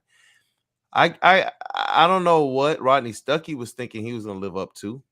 Right. I mean, pick the number 7 or something, not 3, bro. Any other number other than 3. You I'm pick sorry. Ben Wallace's number. I don't know. Someone just triggered like a member, like you know that like you read something and you can hear it. Someone just commented off the high glass, and I just heard George Blaha in my head just off the high glass, and it's through. What a play, Chauncey Billups. So can I ask y'all a question? Absolutely. Shoot. And I don't want to worry about this right now, but this team in 2-3 years, maybe 4 years, who you gonna pay? Well, Everybody. Cade Cunningham's getting literally as much as he wants. Mm-hmm. Yeah. I'd sign that contract yesterday. You said what? I'd sign that contract yesterday. Uh-huh. Sadiq Bey, he's gonna definitely earn a contract. I would imagine he's gonna get something around a max rookie extension as well. With the play that he has. Marvin Bagley is gonna be cheap. His qualifying offer is gonna be 3-year, $21 million. So we're only gonna have to pay him $7 million a season. Isaiah Stewart isn't gonna be a big money player. He can probably garner like $8 million a year. I'm gonna just save you some time. None of the other guys that you're gonna even list, none of them are gonna be big money players, man. Yeah, Killian Hayes. Killian Hayes is not going to get a big contract. No. We're going to bring him back on the cheap. Right. So you basically keeping Cade, Sadiq, and Chet when you. yeah, and whoever that guy is. I mean, whether it's Jabari, Chet, Jaden, whoever it is. Right. But it's really. I mean, that's right now. It's really just. It's about getting as much talent as humanly possible. Then, let's worry about that in the future, right? Let's live right now, get the talent in. We'll worry about that because it seems like it's worked out well for the most part for the Golden State Warriors. I think you can tell what kind of contract you can expect to give a rookie by the end of their first year. Yeah. I think you can tell what trajectory they're on because I mean, not to say that that's foolproof because obviously Darius Garland, his contract looks a little different today than it did last year. But what's the hate on Chet? What's the hate on Chet? Listen, bro, listen, you know what it's about with Chet. Why are you asking that question? Can we talk about this real quick? All right, come on, let's go. Let's do it. I'm just sick of hearing Chet Millichet. I'm just sorry sick for of hearing. Chet Millichet. Come on. Pistons fans are man. terrified, bro. Chet Milicic, listen, y'all gotta chill out, bro. Listen, man. I mean, help me out here. Help me out. What is the? You know what it is? Bro, you know what it is? He's too skinny. It's the fact that his name's Chet. It's the fact that he's skinny. Chet is a douche the name. Way it is. Let's just call it the way it is. I think the fact that he's white has something to do with it. It's just the Darko vibes. People look at him and he's the most physically looking similar. I'm gonna tell y'all what it is, man. People think Chet is when he gets to the league is gonna get put through that basketball rim. That's what. But here's the thing: people think Big's just playing the post at all times. They don't. They don't. Hey, he is. Listen, he is super bony, but this is nothing I never heard before with skinny players. You know what I'm saying? We literally sitting here talking about Evan Mobley and that what was his knock? You know what I'm saying? Coming into the league, it was that he was too skinny. Like how many times do you have to repeat he's too skinny on prospect? And that hasn't worked yet. I don't know where this physical 1992 NBA is that these people are talking about. Like this is the most least physical NBA I've ever seen in my life. It's only one player who bangs you down there. His name is Joel Embiid. Well, the only other is Nikola Jokic. And he don't do that all the time either. Yeah. But like even then, like Rudy Gobert is the best defensive big that we have. He's not known for his stature. He's known for his length. And like, yeah, he has muscle to him. He's not like a pushover, but like Rudy Gobert isn't. And he's not a banger. Yeah, exactly. So the and then the thing is this: what I come with is that we're not bringing any of these guys, whether it's Chet, Jabari, Banchero, they're not coming in to be that guy. They're not coming in to go against Embiid either. They're not coming in to go up against these. These are guys that are like you guys said. We're going towards a positionless basketball team. Can you imagine the matchup nightmare? A guy like Chet who's shooting 45% from the 3-point line with a 7'6" wingspan that can rebound and can block shots. That can be he's unique. Dude, we're missing the whole boat. Right. For this physicality thing. None of these guys are fives. None of them. They're not fives. Yep. Right. Jabari's a 4. Your 5 is not coming. Your 5 is not coming from this draft. It's coming in free agency. Yep. There you go. Yep. Not only that, but also, I mean, people like it's like people think that Chet's going to come in and start over Isaiah Stewart. If anything, we talked about this before, King. If you wanted to, you could run the pick and roll with Chet Holmgren and friggin' beef stew. Like Chet, people don't realize, man, if you haven't watched Chet Holmgren a whole lot, if all you saw of Chet Holmgren was March Madness, you are doing yourself a disservice, seriously. Because first of all, March Madness doesn't mean and how a player turns out and develops. It doesn't tell the whole story of what that player can do. I've been watching Chet Holmgren play basketball since he was a freshman in high school. I've been watching clips on Instagram. I've been watching games. We should know that up front that it don't mean everything because I mean Michigan and Michigan State players can we sit here and name? Jordan Poole, Isaiah Livers, that's it. I mean, obviously Wagner's, but I mean, yeah. There's a lot of guys that play, for Michigan and Michigan State that played great in the Final Four, but where are they? Yeah, right. Great Trey Burke. Amazing. He couldn't keep his hands off the Gus. Yeah, and the thing, like Chet has guard ball handling skills. He's an underrated passer. He can play literally anywhere on the court. He's an efficient shooter beyond the arc. He was an historically great shooter in the post. He's a great rim protector. He's like literally everything that he has as far as skills in his game. Y'all can rest assured he's not a bust. My words, Chet Holmgren will be an all-star someday. Oh, Elton, listen, don't get it twisted. I told everybody on my channel what my thing was with Chet was, and it was him against those dogs. You know what I'm saying? So I do get what you're saying. And yeah, it didn't look great in that last game with Gonzaga. And we all know Gonzaga's schedule ain't shit. And he got some bold calls that last game. Yeah, he did. He got a lot of bold calls. But like you said, that's a small factor as opposed to the larger upside that he has. You would trade that off. If you're worried about him getting banged on or having to bang compared to what he's got offensively, what he brings to the table that can open up what this type of offense that the Pistons have right now. What are y'all looking for? What is it that y'all looking for? See, this is the thing, though. Like I said a couple minutes ago, he's not coming into the league to play that. Yes. He's not coming in here to bang against centers. It's not what he is. Can I interject? Please do. So, when we apply the logic, I use Chet as an example because that's such a hot button topic. And I'm trying, my channel, Spirit of Detroit podcast, like, comment, subscribe. My channel usually uses that hot button topic, but whether it's Chet, Jabari, Paolo, when you look at those players, they're not coming in here to be necessarily the guy. You have stars that you can develop. You have them you can develop, and you're going to have the money, the cap space to go get a center that you can depend on, rely on, so you can get that third seed, that fourth seed that you need to move forward. And I feel like fans don't understand developmental.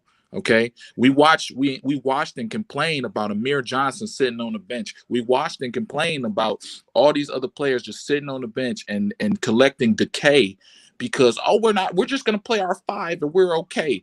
Our 5 players that are getting $1 million a piece. This is not that type of league no more. And we just also say basketball is becoming positionless. There you go. Like, can we just say I'm sorry to cut you off. It's just, I saw people say, well, what are you saying? He's going to be a 7-2 guard. It doesn't matter what position he is. Right. You can throw him at 1, you can throw him at 2, you can throw him at 7 for all I care. Literally, put whatever number you want. Like Chet Holmgren, like people don't understand the prospect of bringing in a Chet Holmgren to the Detroit Pistons. Okay. Imagine. But here we go. I like him too. But let me make this real quick. I want to say this real quick, and I'm gonna ask you guys this. Like, I don't understand the problem with Chet Holmgren, but we had excitement when we was about to trade for Ball. Well, okay, first of all, make that make sense, guys. Well, okay, well, we were excited to get Ball. Well, but we don't want to Chet Holmgren.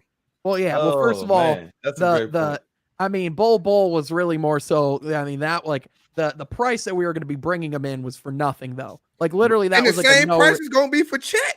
Listen, I said, what are you talking? Okay, no, that's not true. Though. It's it's not going to be a high price coming out of the unicorn label that we keep putting on these guys. The top pick is a high price. Listen, we keep putting this unicorn label on these guys. Bo's supposed to be a unicorn.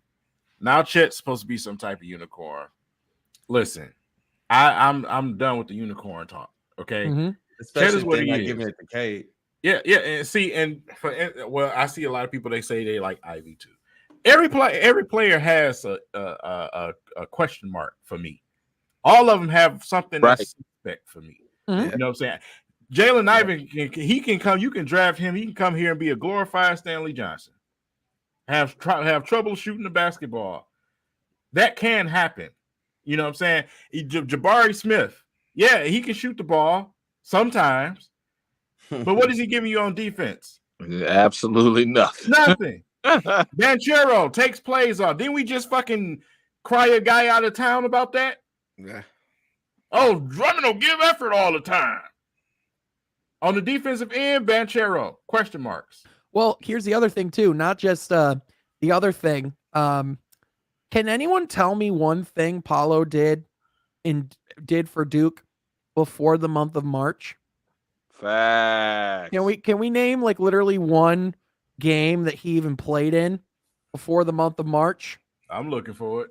Because literally it wasn't until March Madness came, the lights got brighter, and until he's able to come in. But again, what we really want out of this draft is that perfect duet partner with Cade Cunningham. And that's what we're evaluating here. We're not evaluating the franchise guy.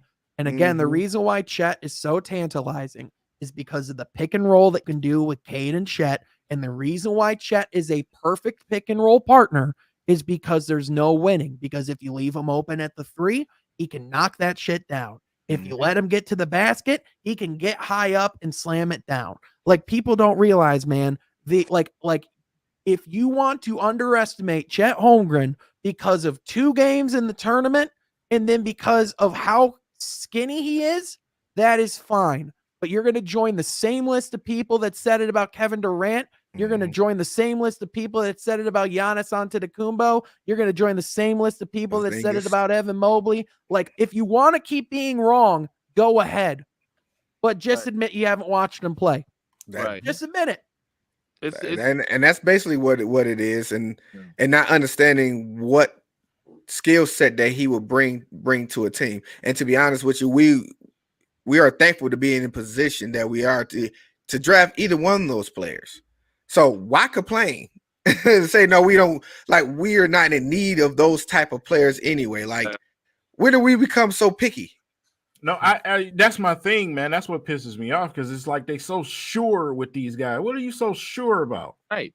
Everybody's a GM in Detroit. It's Everybody, called it's a lottery for a fucking reason. right? And they in the lottery for a reason. Yep. He's a top lottery pick for a reason.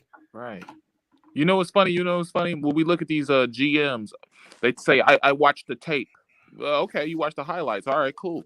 Oh, I saw from this person. I did my research. All right, you did 10 minutes. You know what I'm saying?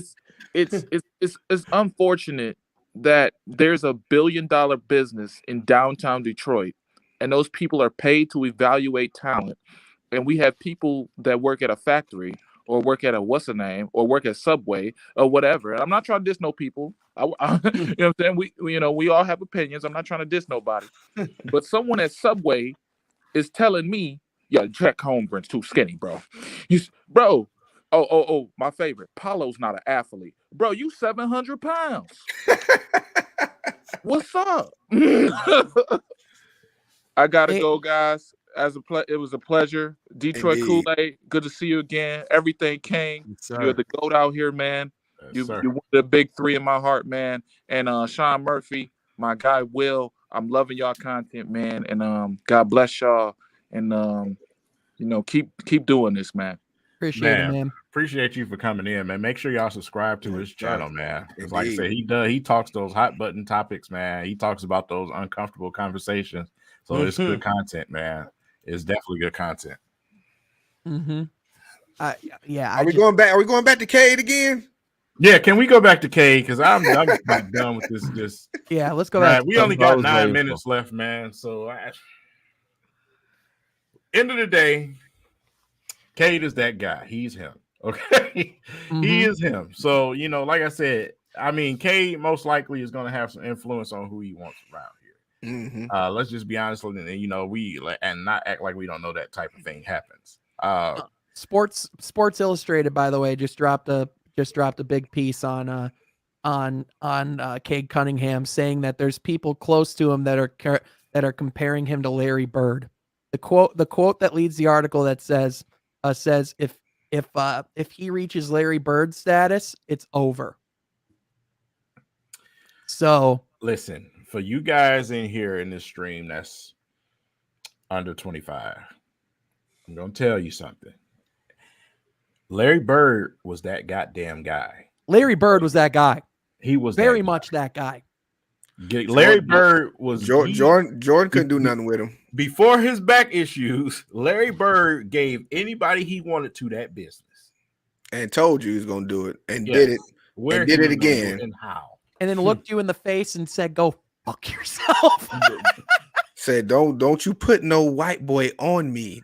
This man gets offended. This man walked into a locker room before the 3-point contest and said, so who's finishing second? Larry was that guy. Mm-hmm. He really was, man. And we hear all the time on TV, we never seen this, we never seen that. It's all bullshit. We've seen a lot of some of this stuff before. You like I said, if you've been through certain eras, I've been through 3 eras. I've been through, coming into the Jordan era, and then you going through the Kobe and Shaq era, then you got the LeBron era, and now I'm here for this era. So I've been through 4 eras so far. And just believe me when I say Larry was that guy. Mm-hmm. So that's a great. I mean, that's a great comparison. And with Cade, he's so smooth. It's fun to watch. I'm just ready to. I just hope that he stays healthy for the remainder of this season, and we enjoy this ride. And hopefully, he continues to have these games and this stretch to solidify this Rookie of the Year. And if he doesn't get at least a piece of the award and they shut him out, listen, he's gonna be our Rookie of the Year. We're gonna make sure we celebrate him and celebrate him big. Well, even then, even if he doesn't win the award, I mean, the real winner is Detroit, man, because it was the perfect year to get the #1 pick. It's the perfect type of player to build your franchise around. And it's just you literally couldn't pick like 2 perfect draft classes like back to back as far as building a team. Like as far as getting pieces that complement each other, like getting a guy like Cade, and then whoever we get this summer perfectly complements Cade in our core. and what we're building into. And so, really it's time to start looking ahead to, like what Cade can do to finish this season, but also what Cade can do this summer to work on his game. What pieces can we bring in that can complement Cade's game? And there's no doubt in my mind. I think Cade Cunningham's an all-star next year. Indeed. I really do. I mean, he's playing the all-star level right now. So, like I said, we just don't realize as Pistons fans how fortunate we are, because this is literally perfect timing for this team to do what they're doing right now, because a lot of these guys are going to be on their way out the door when we get to that peak. You see what I'm saying? So there's going to be some guys leaving. So like I said, we are at a perfect time right now building this roster. And when we reach that peak, man, it should really be fun around here. God willing, we still around. So, man, I'm just sitting there thinking about that. I had to say that, man, because, like I said, you look at the ages on some of these guys. LeBron ain't going to be here forever. What I'm saying? So got a couple years left, man. But yeah, some of these guys going to be gone, man. And man, we got 20-year-olds. You know what I'm saying? So, yeah, we definitely going to be a force. When Cade said that, he meant that, man. We're going to be a force to be reckoned with. We really are. Yeah, we really are. It's fun to see where the Pistons are right now, and the fact that it's on a player like Cade Cunningham, a player that we know can handle, at least from as much as we can see from this season, that he's going to be able to handle all the pressure that comes with not just being a number one draft pick.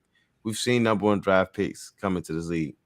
He can handle the pressure of being what they're trying to do. This whole aspect of restoration doesn't just mean be a good player, doesn't mean just get to the playoffs. It means we're trying to win championships. It means they want to be able to rectify what happened in 2005. It means they want to go back and rectify and continue on what would have happened if, say, Zeke didn't bust his ankle all up. These are the things. When you hear them talk and you hear them go back, Troy almost feels, even though he's just gotten here, he almost feels disgusted. You know what I mean? Like I feel a certain passion inside of him when I've gotten to talk to him, and I count those privileged times, man. I really do. When you get to talk to these people and you really, really hear it from them, you hear them more as people. Like, yo, I really am trying to win this. Yo, I really have a plan. Yo, I'm really about this. And when he talked about Cade, when he talks about some of these young players, even Sadiq, he's like, yo, I know exactly what I'm doing. And we talked about this before, okay, King. He knows exactly what he is doing, man. He knows that Cade is built for this. He knows it. That's what they spoke to. They say his leadership, his maturity, his ability to be kind of a vet amongst the younger players. They know we don't have to watch him. We don't have to come behind. They said, remember, Casey said in the beginning of the season, off season, Cade is not the type of player we have to come behind him and see if his bed is made. And people chuckled at that. But that's that real about him, man. The leadership, the maturity, the ability to just go on there and put this team on his back, man. I'm loving the future. Yeah. And like I said, it's going to be interesting to see how these players develop. I see a lot of y'all in here mentioning Sadiq Bey and Killian Hayes. We talked about that earlier, man, over the last 4 games when you look at how Killian's been playing and scoring some double-digit games in that time span. Next season, after he has a true summer this summer, working with Ashton, I'm putting that out there. Don't go back to France. Killian Hayes, you're not going back to France. You're not going anywhere. Michigan makes great baguettes. Yeah, right. You know what I'm saying? Like I said, next season, Burger King got the best croissants anyway. Next season, it's no way you can tell me that he couldn't give you 15 points in a game. You know what I'm saying? So, like I said, defense, that's obvious already. The rebounding, the even blocking shots. He still had more block shots than our bigs tonight, besides Stu. So, yeah, we get it. And with Bey, I'm interested to see what Bey is going to do this summer, man. What he's going to work on now. And I seen a comment. Bey gets fed a lot. I don't see him not getting fed. So. Yeah, Bey gets fed, man. Like I said, he has the green light of green lights on this team. Right. Bey is also unselfish. You know what I'm saying? We've got a bunch of unselfish guys. But I'm interested to see what he's going to work on this summer, man, because like I said, he became what he is now in one summer, in a weird summer. We've been dealing with this COVID thing. But to develop the part of the game where he can attack the basket, because when we got him, he was just a 3-and-D guy, out on the perimeter, just sitting there waiting to shoot the ball. That now this guy is able to put the ball on the floor, hit you with some post and spin moves, mid-range game, whatever you want. He's getting to the free throw line. You know what I'm saying? In one off season. So I'm interested to see what he's going to be next year, man. I'm hoping that like he can just keep sharpening his tools too. You know what I mean? Like just keep building on that arsenal that he has, and just keep working on those abilities and just like getting more consistent when you're shooting off the dribble. I think that's going to be the big thing for him, is just consistency, because there are nights where he can go out and he can put up 40, 50 points on you, no problem. But at the same time, there's nights where he can shoot 9 threes and make one of them. You know what I mean? Like that's happened multiple times this year. Right. So I just, as he's getting older, as he's getting into that next stage of his career, it's like, all right, you can do it now. Do it consistently. Right. Indeed. Yeah, like I say, he has some time to really, perfect some of his skills, man, and work on that, because, like I said, Sadiq also is an Iron Man. You know what I'm saying? That's another thing that's underrated about him, man. He's available. He was the only one that was available through the pandemic, the COVID thing we had, and everything, man. He's an Iron Man. You know what I'm saying? He's always available, man. And having available players is big time. It's big time, man. It really is, man. Yeah, that's just it's gonna be interesting this summer, man. But we've hit 2 hours, man. Yeah. Hey, Kool-Aid, can we announce our guest on Thursday? Hey, if King doesn't mind, Go ahead.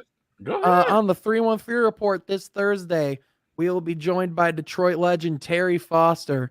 Terry Foster, Woodward Sports, over 40 years in Detroit radio.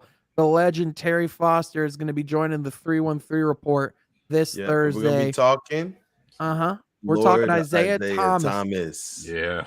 The greatest Detroit Piston of all time. We got to get that in right now, because Cade is, Zeke, the greatest Piston. He promised stories too. He promised some legit stories that haven't been out there yet. So I got a chance to talk to him. He said, look, he's bringing some heat. He said he's excited. He said he's bringing some stories. He said he's bringing stuff that they're going to refute. But it's still true. So look, it's something you want to be a part of, man. It really is. Most definitely. Listen, guys, I also want to, make a quick announcement. Listen, if you guys missed the Sunday, you go to our YouTube channel, We Three Kings Sports Pod, as well as our other channel, We Three Kings Pod. We brought in, co-founder of Detroit versus Everybody, Sean Williams, and he gave us details in regards to the origin of Detroit versus Everybody, as well as gave us some insight on some future endeavors that Detroit versus Everybody is about to embark. So if you guys want to check that out, just go to our YouTube page, take a listen. You guys really get a chance to get an understanding of what Detroit versus Everybody really meant. Yep. To answer your question, Thursday, it's going to be this Thursday, I believe 8 p.m., right, Kool-Aid? Is that what we're shooting for? Yep. All right, this Thursday, Thursday, 8 Eastern time. It's going to be on. It's going to be both on Twitter, I believe. But the platform that it'll definitively be on is my YouTube channel, From Half Court. So if you haven't been over there yet, and Woodward Pistons on Twitter. If you don't follow Woodward Pistons, then you. No, I'm kidding. And I can't wait to talk to Terry Foster, man. By the way, I just want to say real quick, Valeni, you can suck it. I can't stand Valeni, man. But yeah, no, I like I said, it's gonna be interesting to talk with Terry Foster, man, because I've been a listener on 97.1 for as long as I can remember, and it's been some ups and downs and some ins and outs. So you said he got some stories. I want to hear what type of stories he got, man. Look, because he's been around some stuff. He's been everywhere, man. That's gonna be fun. That is definitely gonna be fun, man. But with that said, man, we're gonna go ahead and wrap up this stream. This has been a hell of a stream. I appreciate everybody for being in here. For Willie, Willie, Sean, Detroit Kool-Aid, man. Make sure you follow all of their social media outlets, man. And keep it close, man, because like I said, we are hitting the stretch right now where we're getting ready to wrap this season up.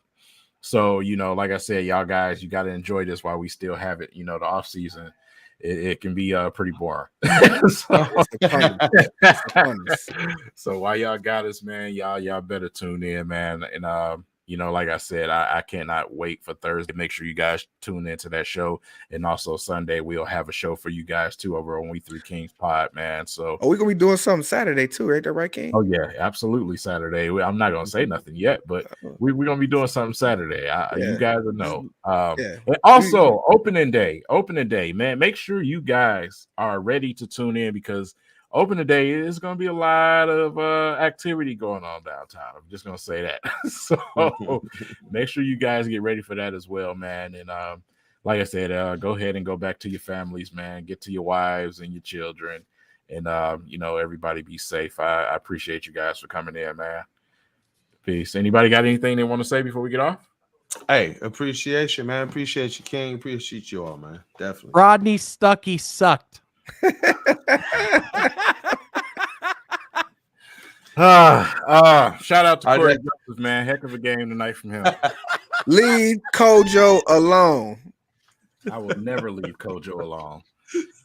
You mean Rodney Stuckey? I can't tell the difference.